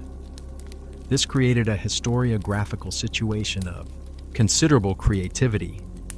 Egyptian military records, the annals of Thutmose III carved in Karnak, the battle reliefs of Seti I, the Abu Simbel texts of Rameses II, are not false in the sense of inventing campaigns that never happened. The campaigns happened, the battles were real, but the framing of every engagement as a divine victory, every pharaoh as personally decisive, every enemy as craven and contemptible, distorts the historical record in ways that Egyptologists have to work carefully to see through. What we can reconstruct of actual Egyptian military capability, setting aside the ideological overlay, is genuinely impressive. The New Kingdom Egyptian army, the military machine that emerged after the Hyksos period, had demonstrated the catastrophic consequences of military unpreparedness, was a sophisticated professional force combining infantry, chariotry, and naval capability in an integrated fighting system that made Egypt the dominant military power in the ancient Near East for several centuries. The chariot was the prestige weapon system of New Kingdom warfare, the Bronze Age equivalent of the tank, combining mobility, shock power, and psychological impact in ways that infantry could not match on open terrain. Egyptian chariots were lighter and faster than their Hittite equivalents, built for speed over ground rather than frontal impact, and operated by a two-man crew, a driver and an archer. The archer stood in the right side of the chariot, drawing his composite bow, a sophisticated weapon made of laminated wood, horn, and sinew that had far greater range and power than a simple wooden bow, while the driver maneuvered to give him clear shots and avoid enemy counterattacks. The pharaoh's personal participation in this chariot warfare was not merely ceremonial.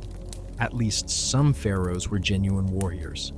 Thutmose III's 17 military campaigns across the Levant suggest sustained personal engagement with warfare, and the physical evidence of his mummy shows a man who was short but powerfully built. Amenhotep II, whose athletic accomplishments we noted earlier, is specifically described in texts as drawing a bow that no other man in the army could bend. And the composite bow of the New Kingdom period required considerable upper body strength and training to operate effectively from a moving chariot. The religious dimension of pharaonic warfare was omnipresent. Before a campaign, the pharaoh performed rituals at the major temples, consulting oracles, receiving divine sanction, making offerings to the war gods Montu and Sekhmet. The army marched behind divine standards, the cult images of the gods carried on poles at the front of each division, giving each division its name. The division of Amun, the division of Ra, the division of Ptah, the division of Set, each marching under divine protection, each connected to the divine power of the specific god whose name it bore. The treatment of defeated enemies was a matter of both practical policy and theological symbolism. The standard image of pharaonic military victory, the pharaoh grasping a cluster of kneeling enemies by their hair and raising his mace to smite them, appears on temple walls from the pre-dynastic period onward and remains a constant of royal iconography for 3,000 years. This smiting scene is sometimes dismissed as pure symbolism with no basis in historical practice. But there is evidence that ritual killing of at least some captive enemies, particularly enemy leaders, was a genuine practice in certain periods, specifically at the conclusion of a victorious campaign, as an offering to the gods of the theological spoils of war. Most captives were not killed. They were enslaved, incorporated into the Egyptian economy as agricultural workers, domestic servants, temple staff, and skilled craftspeople. The New Kingdom saw enormous influxes of foreign captives following successful campaigns in the Levant, Nubia, and Libya, and these people were absorbed into Egyptian society at various levels. Some rose to positions of considerable importance. Foreign-born individuals appear in high court offices, in military command positions, and in religious roles throughout the New Kingdom period. Egypt was, in this sense, a more genuinely multicultural society than its nationalist royal ideology suggested. The fortifications of the Egyptian Empire, the string of forts along the Nubian Nile, the garrison towns of the Levantine Empire, the defensive works along the western delta protecting against Libyan incursion, represent a sustained military infrastructure that contradicts any image of Egyptian warfare as merely ritualistic. These were practical military installations, manned by professional soldiers, maintained at considerable expense, and strategically placed to control the territorial and trade routes that Egyptian imperial power depended on. The Sea Peoples crisis of the Late Bronze Age. The series of migrations and invasions that destroyed the Hittite Empire, destabilized the Levant, and brought several major Bronze Age civilizations to catastrophic collapse, tested the Egyptian military system to its limits. Ramesses III's battles against the Sea Peoples, recorded in extraordinary detail at Medinet Habu, represent one of the most dramatic military confrontations of the ancient world. The naval battle depicted there, the first detailed depiction of a naval engagement in ancient art, shows Egyptian archers firing from shore-based positions and from boats into an enemy fleet. The tactical integration of naval and land forces in a coordinated defense of the delta that appears to have been genuinely effective. Egypt survived the Bronze Age collapse when almost every other major civilization of the period did not. The reasons for this survival are complex and debated, but the military capacity that the pharaonic system had built and maintained was almost certainly a factor. Chapter 10. The Female Pharaohs. Women who wore the double crown. The ancient Egyptian conception of kingship was, at its theological core, gendered male. The pharaoh was Horus. Horus was male. The divine king's role, the active, aggressive, ordering principle of Ma'at, was conceptualized in masculine terms. The queen consort embodied the female divine principle.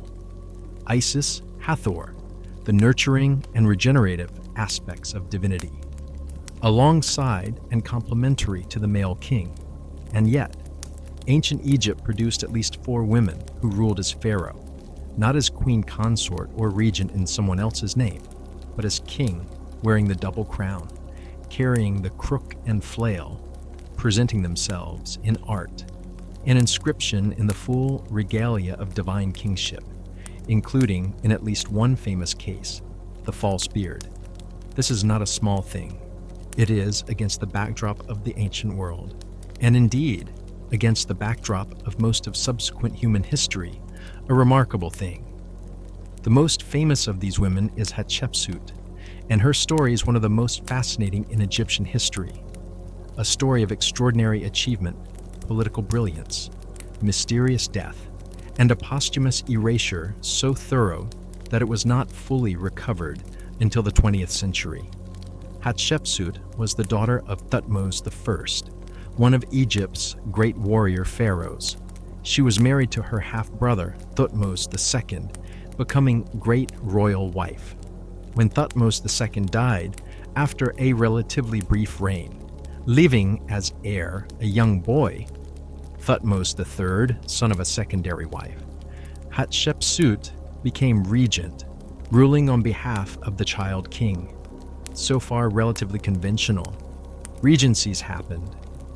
Widowed queens or senior female relatives governing on behalf of minor kings was unusual but not unprecedented. What happened next was not conventional. Within a few years of the regency beginning, Hatshepsut declared herself pharaoh, not regent, not queen, pharaoh. She adopted the full royal titulary, the 5-part name that identified a pharaoh as the embodiment of divine kingship. She had herself depicted in royal male dress, with the false beard, in the smiting pose, in all the standard iconographic forms of Egyptian kingship. She did not replace Thutmose III. He continued to be recognized as co-ruler, his name appearing alongside hers in official records. But she took precedence, appearing first in lists, depicted larger in images presented as the senior ruler. Hatshepsut ruled Egypt for approximately 20 years, from roughly 1478 to 1458 BC. By any measure, this was a successful reign.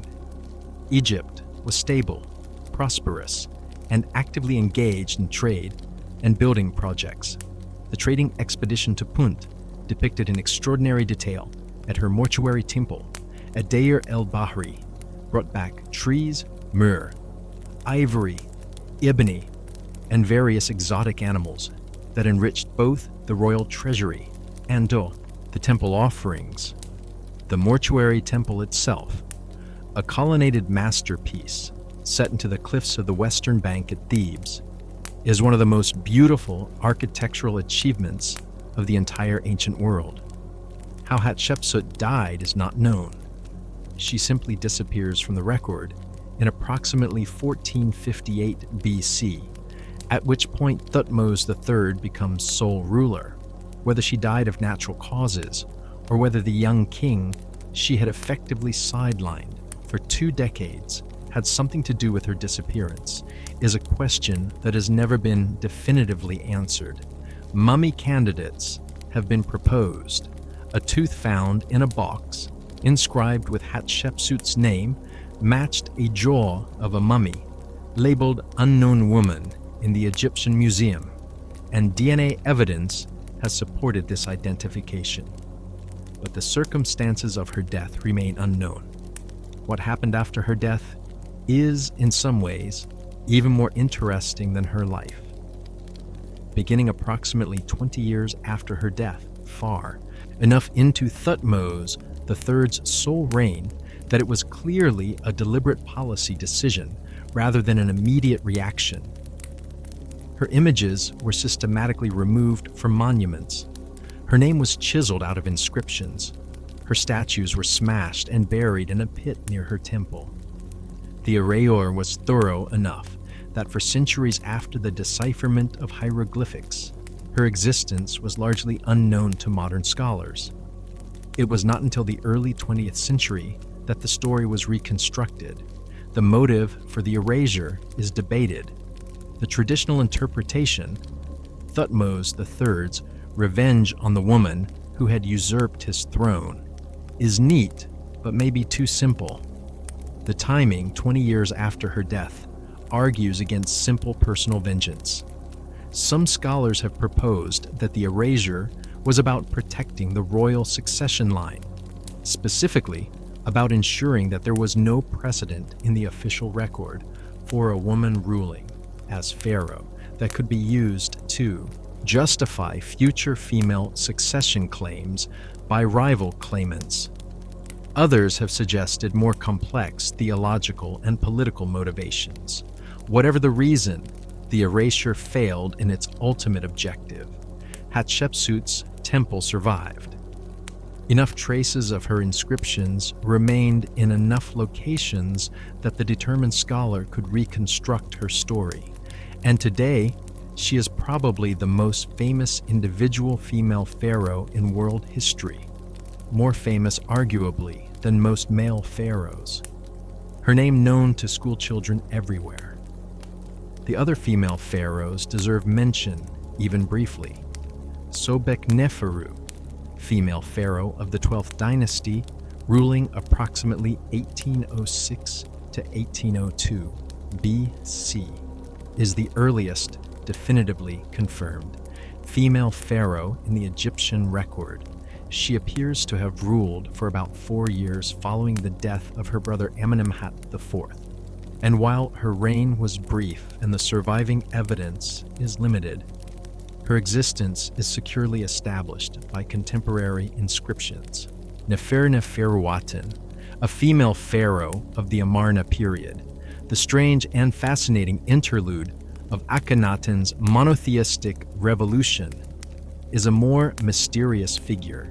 She is attested in inscriptions that are sometimes attributed to Nefertiti, Akhenaten's famous queen, and sometimes to Akhenaten's daughter, Mary Teton. The question of who Nefertiti actually was, and the related question of the enigmatic Smenkhkare, who appears in texts of the same period, is one of the most actively debated problems in Egyptology. Nefertiti herself may have ruled as pharaoh. The evidence is genuinely ambiguous, the subject of serious scholarly disagreement, and likely to remain so given the fragmentary nature of the Amarna period record. Tuzret, female pharaoh at the very end of the 19th dynasty, ruling approximately 1191 to 1189 BC, governed during a period of significant political instability following the death of her stepson Siptah, and her reign appears to have ended in a power struggle that brought the 20th dynasty to power. What these women share, beyond the extraordinary fact of having occupied the highest office in one of the world's great civilizations, is the challenge of wielding power within an ideological framework that did not, in its fundamental assumptions, accommodate their existence. The Egyptian theological system was not designed for female pharaohs, and yet it was flexible enough, or pragmatic enough, to accommodate them when political circumstances required it. The false beard, the male royal titles, the conventional iconography applied to a female body, these were not deceptions. They were acknowledgments that the office of pharaoh was larger than any individual's gender, that the divine role could be embodied by whoever the political situation placed in it, whatever their biological sex. It is not a modern feminist story exactly, but it is not an anti-feminist one either.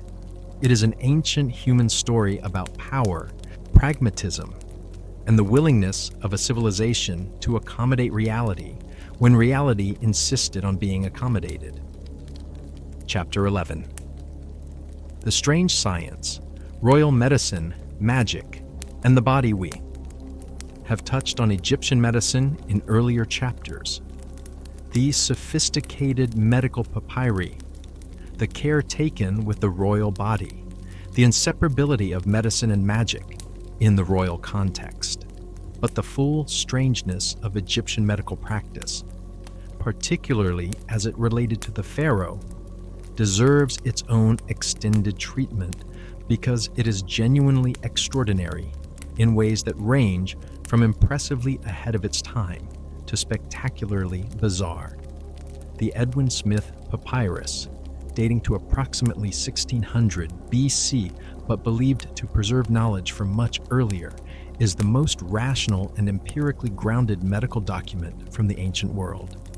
It describes 48 cases of trauma and injury, wounds, fractures, dislocations, with a clinical objectivity and an anatomical precision that is startling in its modernity.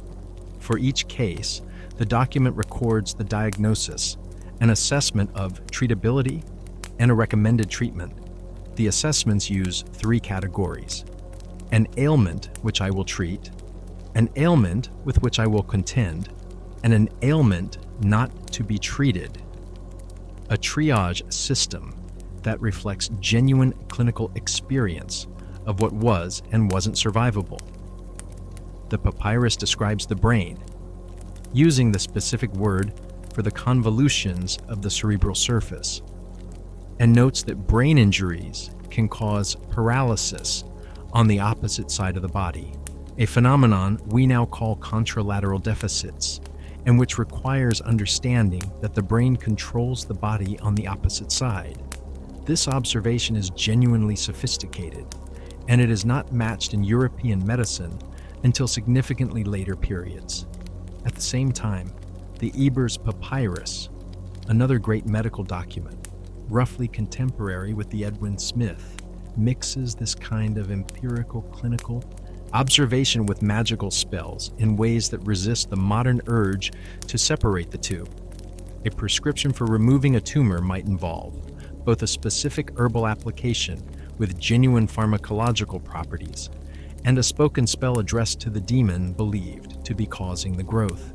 A treatment for depression might combine a herbal preparation with ritual actions and prayers to specific gods. This mixture is not, in its Egyptian context, irrational.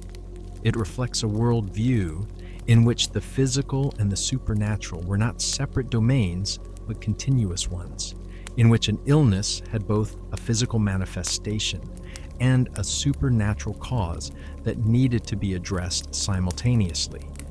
The herbal treatment dealt with the physical manifestation. The magic addressed the supernatural cause.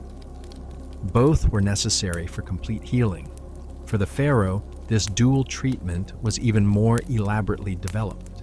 The royal physicians, the chief physicians who attended the divine king, were among the most senior officials at court, were trained in both the empirical medical tradition and the magical tradition, and they applied both to the royal body as needed.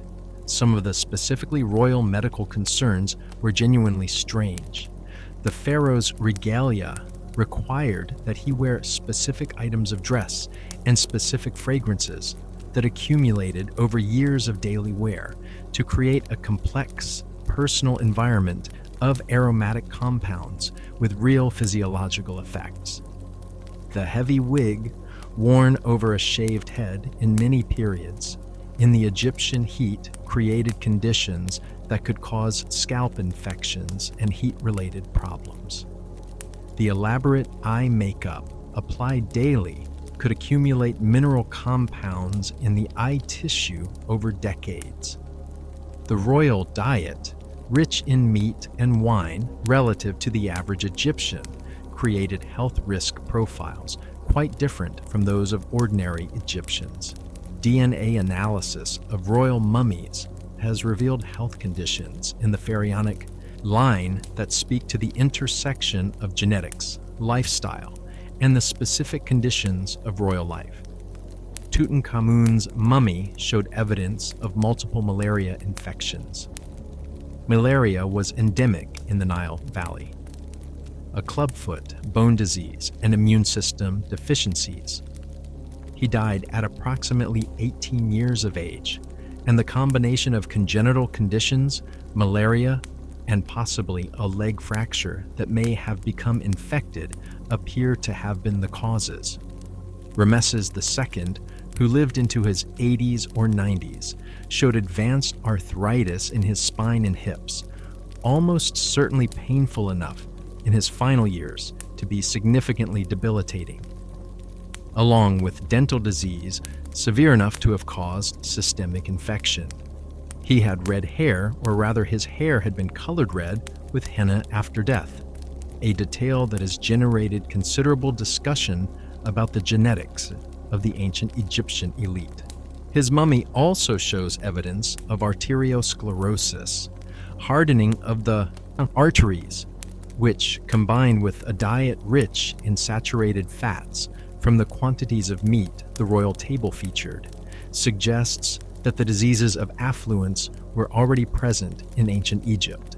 The royal medical response to these conditions involved preparations that ranged from the genuinely effective to the spectacularly implausible.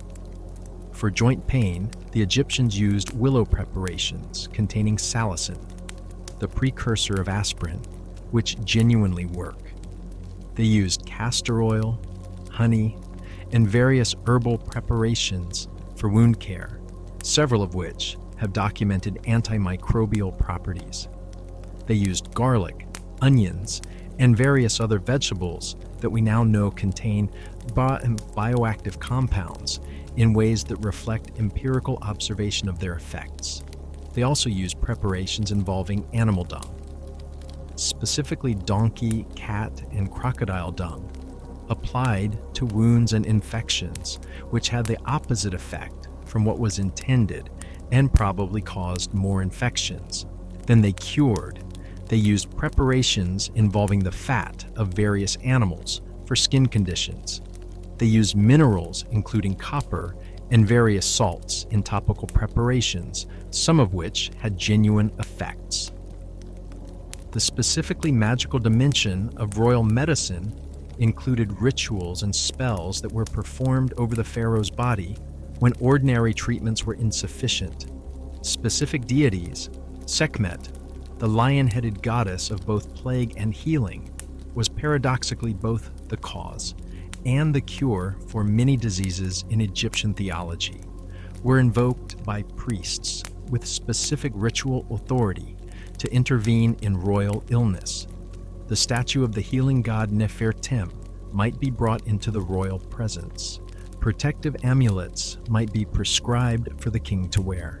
There was also a category of royal medical concern that was not admitted in formal medical texts, but that appears in other sources: poisoning.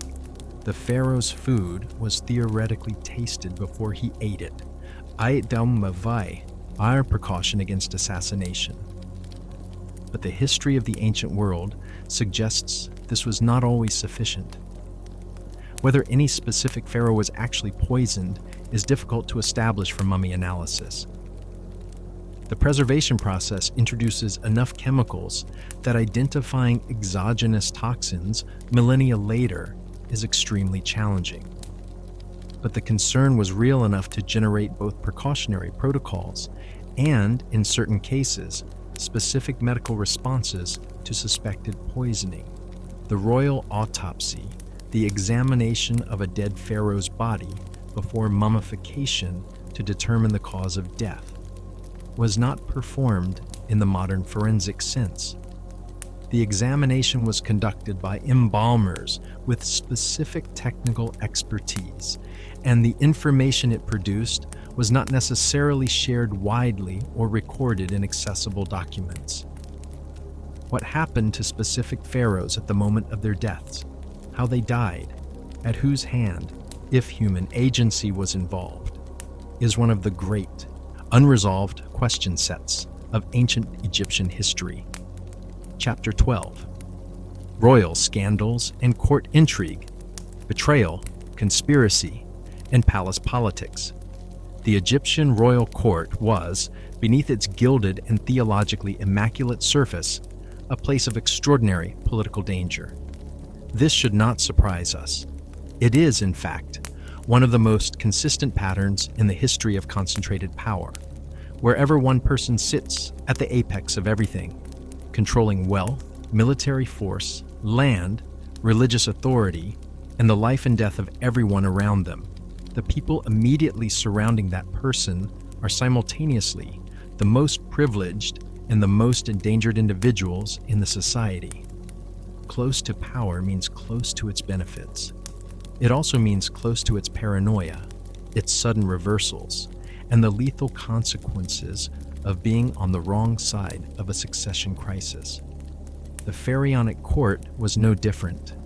Behind the formal ritual of the daily waking ceremony, behind the religious precision of the offering rituals, behind the monumental self-presentation of the battle reliefs, there was a court that plotted, schemed, formed factions, betrayed its rivals, and occasionally attempted to kill the pharaoh himself.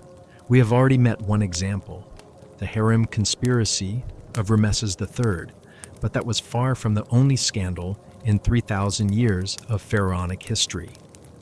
The Egyptian record, filtered through official ideology that preferred to present the pharaoh as divinely invincible and the court as harmoniously devoted, preserves enough fragments of genuine political crisis to give us a picture of a system under constant internal pressure.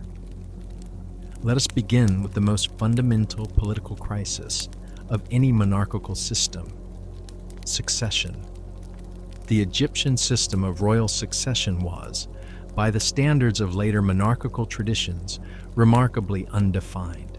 There was a preference, strong but not absolute, for the son of the great royal wife to succeed his father. There was a theological logic to this preference. The son of the divine king and his principal divine consort carried the purest concentration of royal divine essence and had the strongest legitimate claim to embody Horus in the next generation. But this preference was complicated by several recurring factors. The pharaoh might die before his chosen heir was old enough to rule independently. The great royal wife might produce no sons. Multiple sons of different wives might have competing claims. A particularly powerful official, a vizier, a general, a high priest, might have the practical ability to determine succession regardless of the theoretical legitimacy hierarchy. Each of these complications generated its own species of court crisis, and the Egyptian record preserves examples of all of them. The succession crisis that followed the death of Akhenaten, the heretic pharaoh who had dismantled the traditional Egyptian religious system and established the worship of the sun disk, Aten, as the exclusive state religion, is one of the most dramatic and most debated in Egyptian history.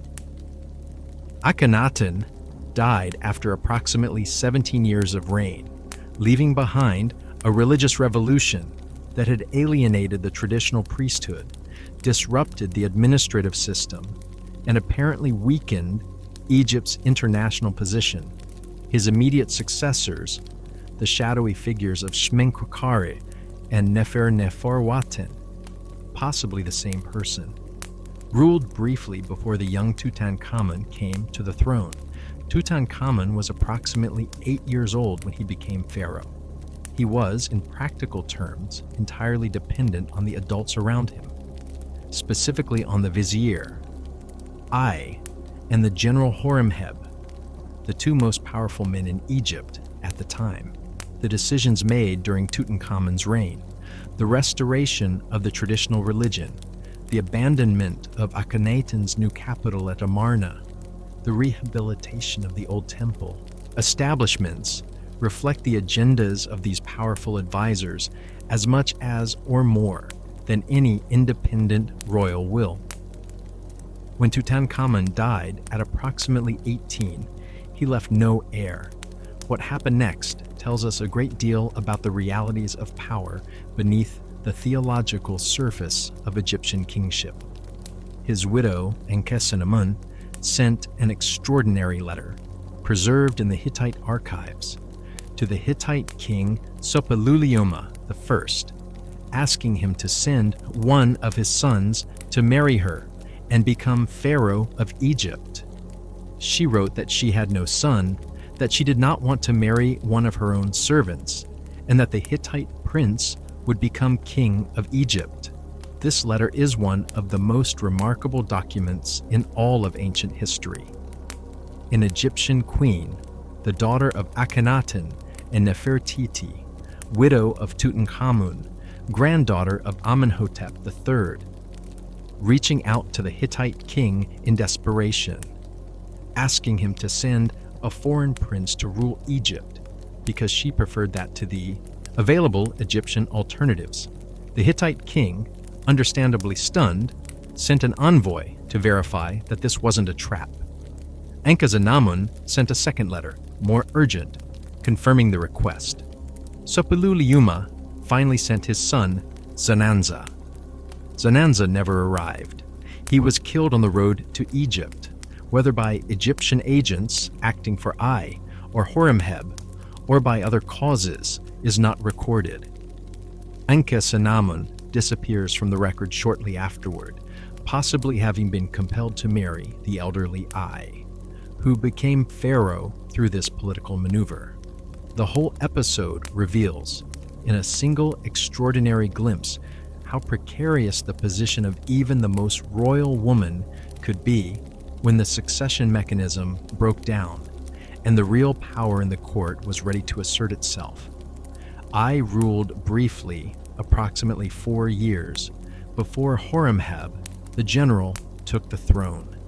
Horemheb had no royal blood whatsoever. He was a military commander who had risen to the highest position in the Egyptian state through competence, political skill, and the fortunate circumstance of being the most powerful man in Egypt when the royal line ran out. He was not embarrassed about this. He simply became pharaoh, adopted the royal titulary, and got on with the business of governing, which he did effectively enough that his reign is generally regarded as a period of successful restoration after the chaos of the Amarna period. The Horemheb succession is remarkable because it reveals how, when the theological scaffolding of royal legitimacy was stripped away by the accidents of history, the underlying reality of Egyptian political power was essentially military. The man with the army was the man who became pharaoh. The theology caught up afterward. The political role of the priesthood, particularly the priesthood of Amun at Karnak, was another consistent source of court tension throughout the New Kingdom period. The temples were not merely religious institutions. They were economic powerhouses, controlling vast estates, enormous labor forces, and substantial portions of Egypt's agricultural surplus. The high priest of Amun, managing this enormous institutional wealth, was one of the most powerful individuals in Egypt, and the relationship between the pharaoh and the Amun priesthood was a recurring site of political conflict.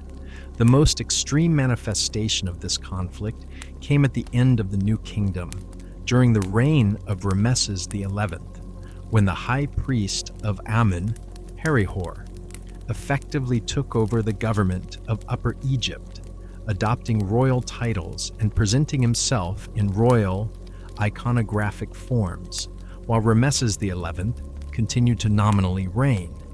This period, the third intermediate period, saw Egypt divided between the pharaoh's authority in the north and the high priest's authority in the south, a bifurcation that ended the New Kingdom's political coherence and inaugurated several centuries of political instability. But it was the criminal trials that give us the most direct and unfiltered window into the dark side of the pharaonic court, because criminal trials, unlike official inscriptions, were not primarily vehicles for self-promotion. They were administrative records designed to document what actually happened. The most detailed is the Judicial Papyrus of Turin, which documents the trial of the Harem conspiracy against Ramesses III. The document is remarkable for its specificity. It names the conspirators, describes their roles, records the charges, and documents the sentences. The conspiracy involved a secondary wife of Ramesses, the third named Ta, who wanted her son Pentaweret to succeed to the throne instead of the designated heir. She recruited a network of supporters that included harem officials, military officers, palace servants, and, most dangerously, people with access to magical knowledge. The magical dimension of the conspiracy is particularly interesting.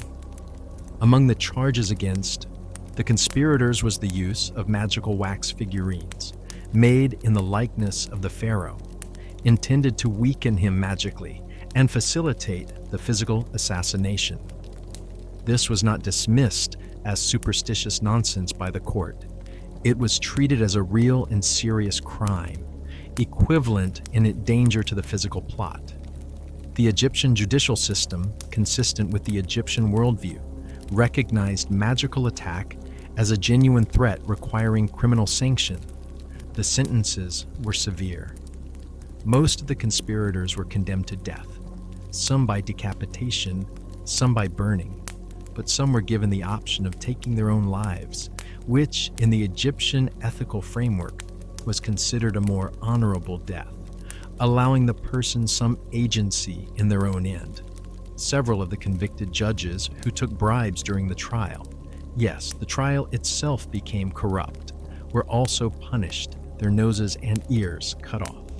Pentaweret, the son whose ambition had motivated the entire conspiracy, was apparently given the option of suicide. The papyrus notes his death without specifying the means, And the phrase used, that he was found worthless, suggests that he was allowed to die by his own hand. Whether a mummy found in the tomb of Amenhotep II, a mummy of a young man showing signs of violent death with an unusual non-standard mummification, is Pentaweret, the so-called screaming mummy, is a suggestion that has been made but not definitively proven. The court intrigue of ancient Egypt was not simply a background feature of pharaonic history. It was, in many periods, the primary driver of historical change, the force that determined succession, shaped religious policy, defined military priorities, and ultimately decided which dynasties lasted and which collapsed. The ideology of divine kingship presented the pharaoh as the eternal, invincible, cosmically supported embodiment of divine order. The reality was a man in an extraordinarily dangerous job, surrounded by people whose interests sometimes aligned with his and sometimes did not, navigating a political environment that could shift from absolute deference to lethal conspiracy with disconcerting speed. The pyramid, in this light, takes on a slightly different meaning. It was not only a theological statement and a royal tomb, it was also, perhaps, the pharaoh's most definitive answer to the insecurity of his position. You could conspire against the living king. You could not conspire against a pyramid. The stone would outlast the politics. The monument would survive the intrigues. And when everything else had been forgotten, the names of the conspirators, the details of the betrayals, the specific grievances that had motivated the plots, the pyramid would still be standing, still announcing its builder's name to whatever civilization happened to be looking at it. As a strategy for achieving immortality, it has worked reasonably well. Chapter verse tertio fonte 13.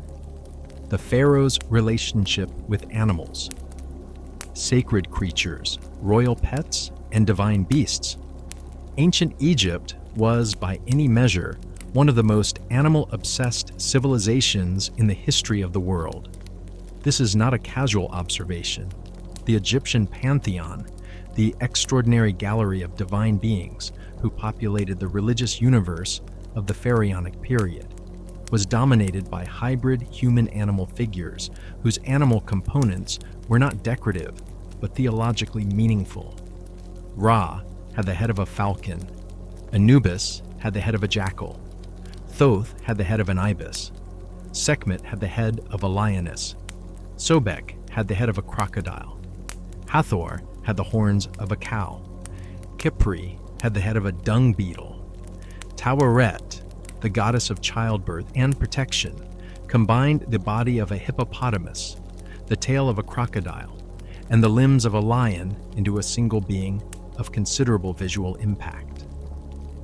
The animals in these divine forms were not arbitrary choices. Each animal was selected because specific observed behaviors or characteristics mapped onto specific divine qualities. The falcon's ability to soar above everything, to see the whole landscape from above. This was the divine perspective of the sky god and the king. The jackal's habit of appearing at desert cemeteries, apparently guarding the dead. This was the divine function of the protector of burials. The ibis's precise, methodical feeding behavior, dipping its curved bill into the water and extracting exactly what it sought, was the divine precision of the god of writing and knowledge. The dung beetle's habit of rolling a ball of dung containing its eggs, which would hatch into new life. Across the ground was the divine behavior of the god who rolled the sun across the sky, carrying new life within it. For the pharaoh, this animal-saturated theological landscape meant that his relationship with specific animals was always simultaneously practical and theological. The animals around him were not merely animals. They were living representatives of divine qualities, walking theological statements, beings whose treatment had cosmic implications. The royal animals occupied a position in the pharaonic court that was, by modern standards, extraordinary. The pharaoh's chariot horses were among the most honored animals in Egypt. We have already noted that Ramesses II named his favorite chariot horses. This was not an eccentric personal quirk, but a reflection of the theological significance of the royal war horses. The horse, introduced to Egypt during the Hyksos period, was associated with military power, divine speed, and the solar qualities of the warrior king. The pharaoh's horses were fed, groomed, and maintained by specialized staff. They were depicted in battle reliefs with the same care lavished on the pharaoh himself. When a particularly distinguished royal horse died, it might be buried with honors. We have archaeological evidence of horse burials near royal contexts that reflect genuine reverence for these animals. The royal lion deserves extended attention because the lion occupied a position in Egyptian royal symbolism, so central and so thoroughly developed that it appears in virtually every medium of royal art from the pre-dynastic period onward. The Sphinx, the human-headed lion body, was a supreme royal animal symbol.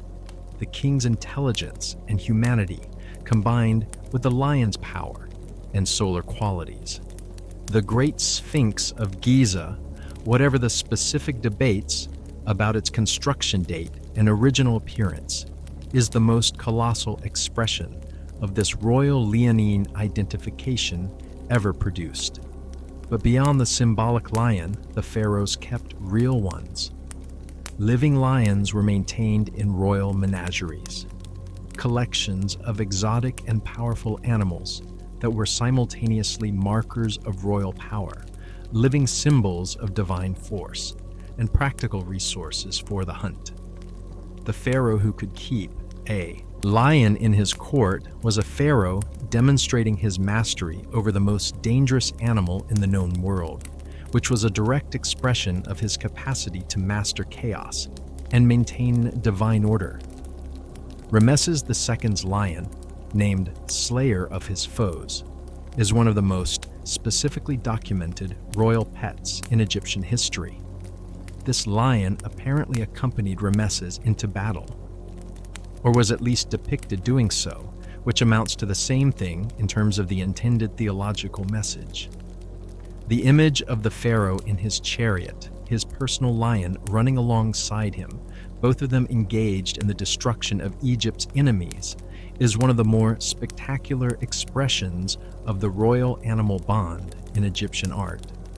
Whether the lion actually went to battle or was simply depicted, there is a question of practical military logistics as much as history. A lion in a battle environment would be both dangerous to manage and unpredictably terrifying to everyone in the vicinity, including the Egyptian troops. But the intention, the symbolic claim being made, is clear. The pharaoh and his lion were one unit, two expressions of the same divine, destructive force, directed against Egypt's enemies. The cat deserves special mention because the cat's place in Egyptian culture is one of the most famous and most misunderstood aspects of ancient Egypt in popular consciousness. The claim that the Egyptians worshipped cats, presented in popular culture as a somewhat eccentric national obsession, is both true and significantly oversimplified. The domestic cat, Felis catus, descended from the African wildcat, Felis libyca, appears to have been first domesticated in or near Egypt, or at least the Egyptian relationship with the cat is among the earliest and most thoroughly documented in the archaeological record. By the New Kingdom period, cats were common domestic animals in Egyptian households, depicted in tomb paintings relaxing under chairs, eating fish, playing with kittens. They were valued for practical reasons. Their effectiveness at controlling rodents in grain stores was economically significant in a civilization whose agricultural surplus was its primary economic foundation. but the cat's divine associations elevated it beyond mere pest control. The goddess Bastet, originally depicted as a lioness, later as a domestic cat or cat-headed woman, was one of the most popular deities in Egypt, associated with protection, fertility, motherhood, and the home. Her cult center at Bubastis in the Delta was the site of one of the most widely attended festivals in the Egyptian calendar.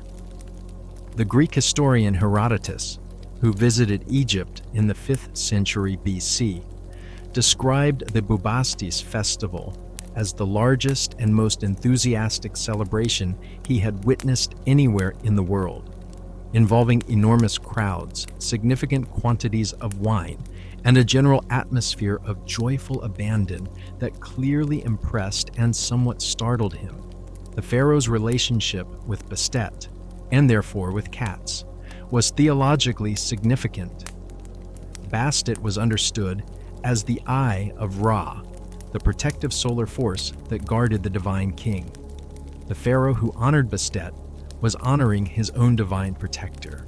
The cat that roamed the royal palace was, in a meaningful theological sense, a representative of the protective solar goddess walking among humans.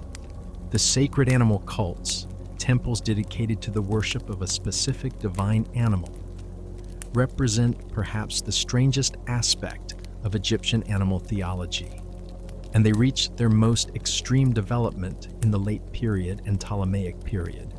The Apis bull of Memphis is the most famous example. A specific bull, identified by specific markings described in religious texts. A black bull with a white diamond on its forehead, a crescent moon marking on its right side, and a scarab-shaped mark under its tongue,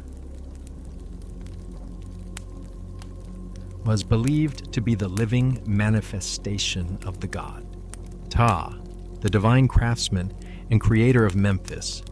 When the Apis bull was found by priests who searched for the specific markings following the death of the previous bull, it was brought to Memphis with enormous ceremony, housed in a special stable adjacent to the temple of Ptah, fed the finest food, attended by priests, and visited by pilgrims from across Egypt and beyond.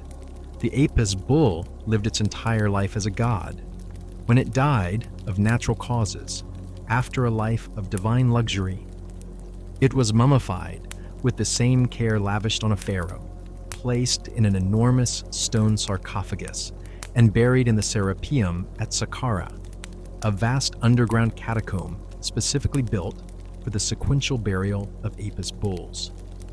Excavations of the Serapeum in the 19th century revealed the intact burial chambers of multiple Apis bulls, each in a massive granite sarcophagus weighing approximately 70 tons. The accumulated divine cattle of centuries of Memphite religious practice arranged in long, underground galleries.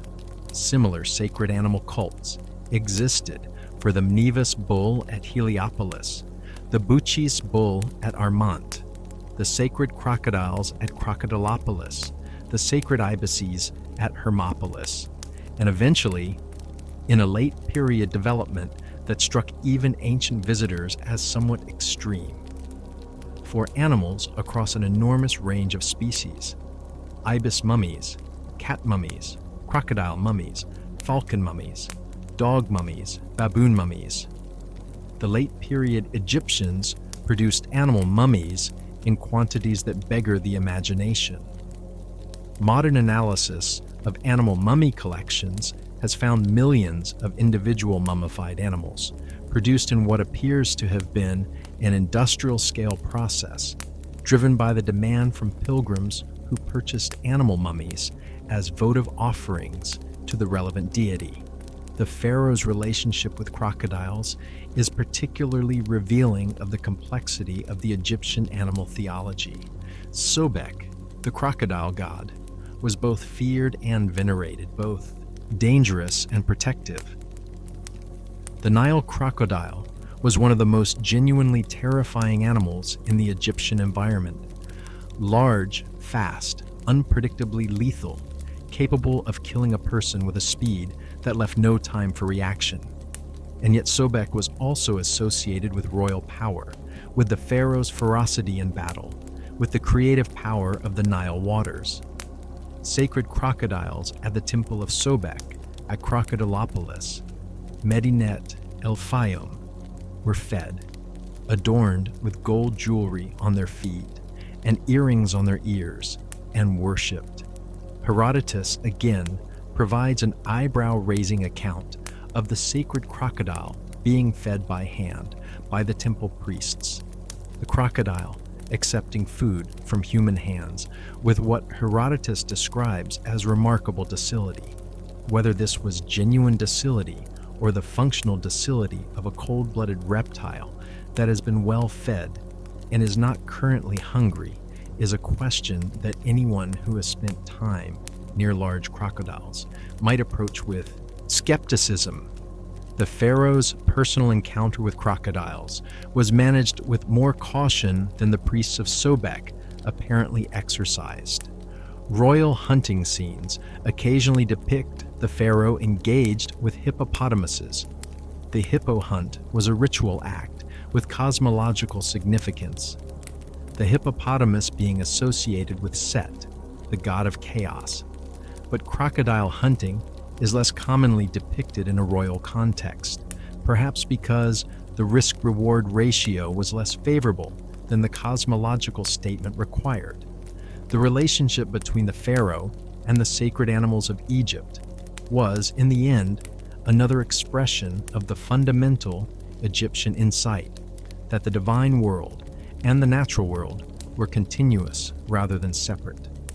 The lion running beside the pharaoh's chariot, the sacred bull living out its divine life in its temple stable, the crocodile accepting food from a priest's hand, the cat sleeping under the palace chair.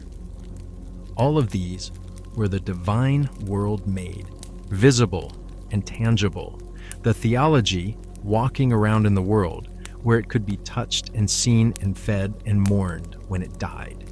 The pharaoh who maintained these relationships, who honored the sacred animals, who participated in the rituals that connected the human world to the divine animal world.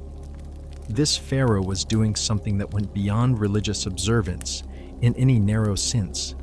He was maintaining the connection between all the levels of existence, the cosmic, the divine, the human, and the natural. He was, in the most literal sense, available to ancient thought, keeping the world together. 3,000 years of civilization is a long time to keep anything together. The animals, at least, were apparently willing to help. Conclusion: the weight of eternity. Let's come back to where we began. The pyramid, the desert, the sun. You have been inside now, metaphorically at least, the daily life of the people who built this thing. You have watched the pharaoh wake to ritual, dress in theology, eat divine leftovers, and go to war as a cosmic necessity. You have met his wives and his priests and his physicians and his embalmers. You have watched him die and be transformed, over 70 meticulous days, into something that was meant to last forever. And standing here at the base of the Great Pyramid, with all of that context now loaded into your understanding of what this structure represents, something shifts in how you see it. It is not an engineering mystery. It is not an alien artifact. It is not a power plant or a star map or a monument to some lost prehistorical super civilization. It is something more interesting than any of those things. It is a physical expression of a worldview so comprehensive, so internally consistent, so thoroughly worked out in every detail, that it organized an entire civilization for 3,000 years. A worldview in which the universe was a moral order. Ma'at, maintained against the constant pressure of chaos by the actions of a divine king who woke every morning and performed the rituals and ate the offerings and went to war when necessary and built the monuments and enacted the ceremonies that kept the world running. 3,000 years. Let that land. Ancient Egypt, as a coherent civilization with continuous cultural and religious identity, lasted approximately 3,000 years. From the unification of Upper and Lower Egypt under the first pharaoh around 3100 BC to the death of Cleopatra VII in 30 BC is 3,000 years. The time between us and Cleopatra is roughly 2,000 years. Ancient Egypt was older relative to Cleopatra than Cleopatra is to us. When Julius Caesar visited Egypt and was dazzled by its antiquity, the pyramids of Giza were already more than 2,000 years old. Older to Caesar than Caesar is to us.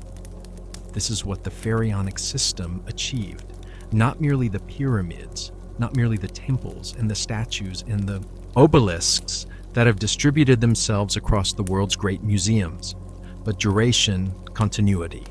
A civilization that maintained its fundamental character, its art style, its religious system, its political structure, its language, its conception of the divine, for longer than any other civilization in recorded history. The practices we have examined in this video, the strange, elaborate, occasionally bewildering rituals of royal life, were not merely colorful customs. They were the operating system of this extraordinary duration. The daily ritual of waking the divine king renewed the world. The mortuary preparations preserved the royal spirit for eternity. The military campaigns maintained the cosmic order against its enemies. The festivals renewed the divine mandate. The medical and magical care of the royal body maintained the channel between gods and humans. Every strange practice, looked at closely enough, turns out to be a logical response to the specific cosmological problem that the practice was designed to solve. The false beard was not ridiculous. It was a divine attribute. The heart scarab was not irrational. It was insurance against the consequences of an imperfect life. The 70 days of mummification were not excessive. They were the minimum necessary to transform a human body into a divine vehicle capable of eternal existence. The pharaohs were strange, yes, by our standards operating within our assumptions about what is normal and what is necessary. They were extraordinarily strange, but they were also extraordinarily human, grappling with the same fundamental problems that every human civilization has grappled with. The problem of death and what might lie beyond it. The problem of power and how to legitimate it. The problem of meaning and how to build structures that carry meaning across time. The problem of nature and how to live within its cycles rather than against them. Their answers were different from ours. They were different from each other's across the 3,000 years of pharaonic history, but the questions were the same questions. And the pyramid stands.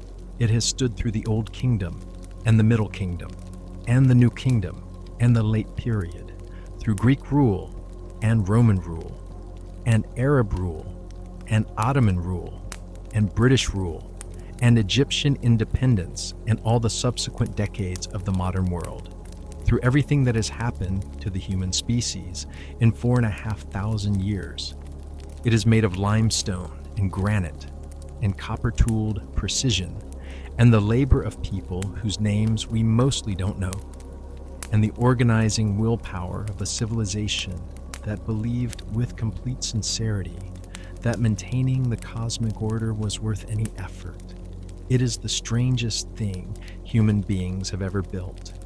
It is also one of the most human.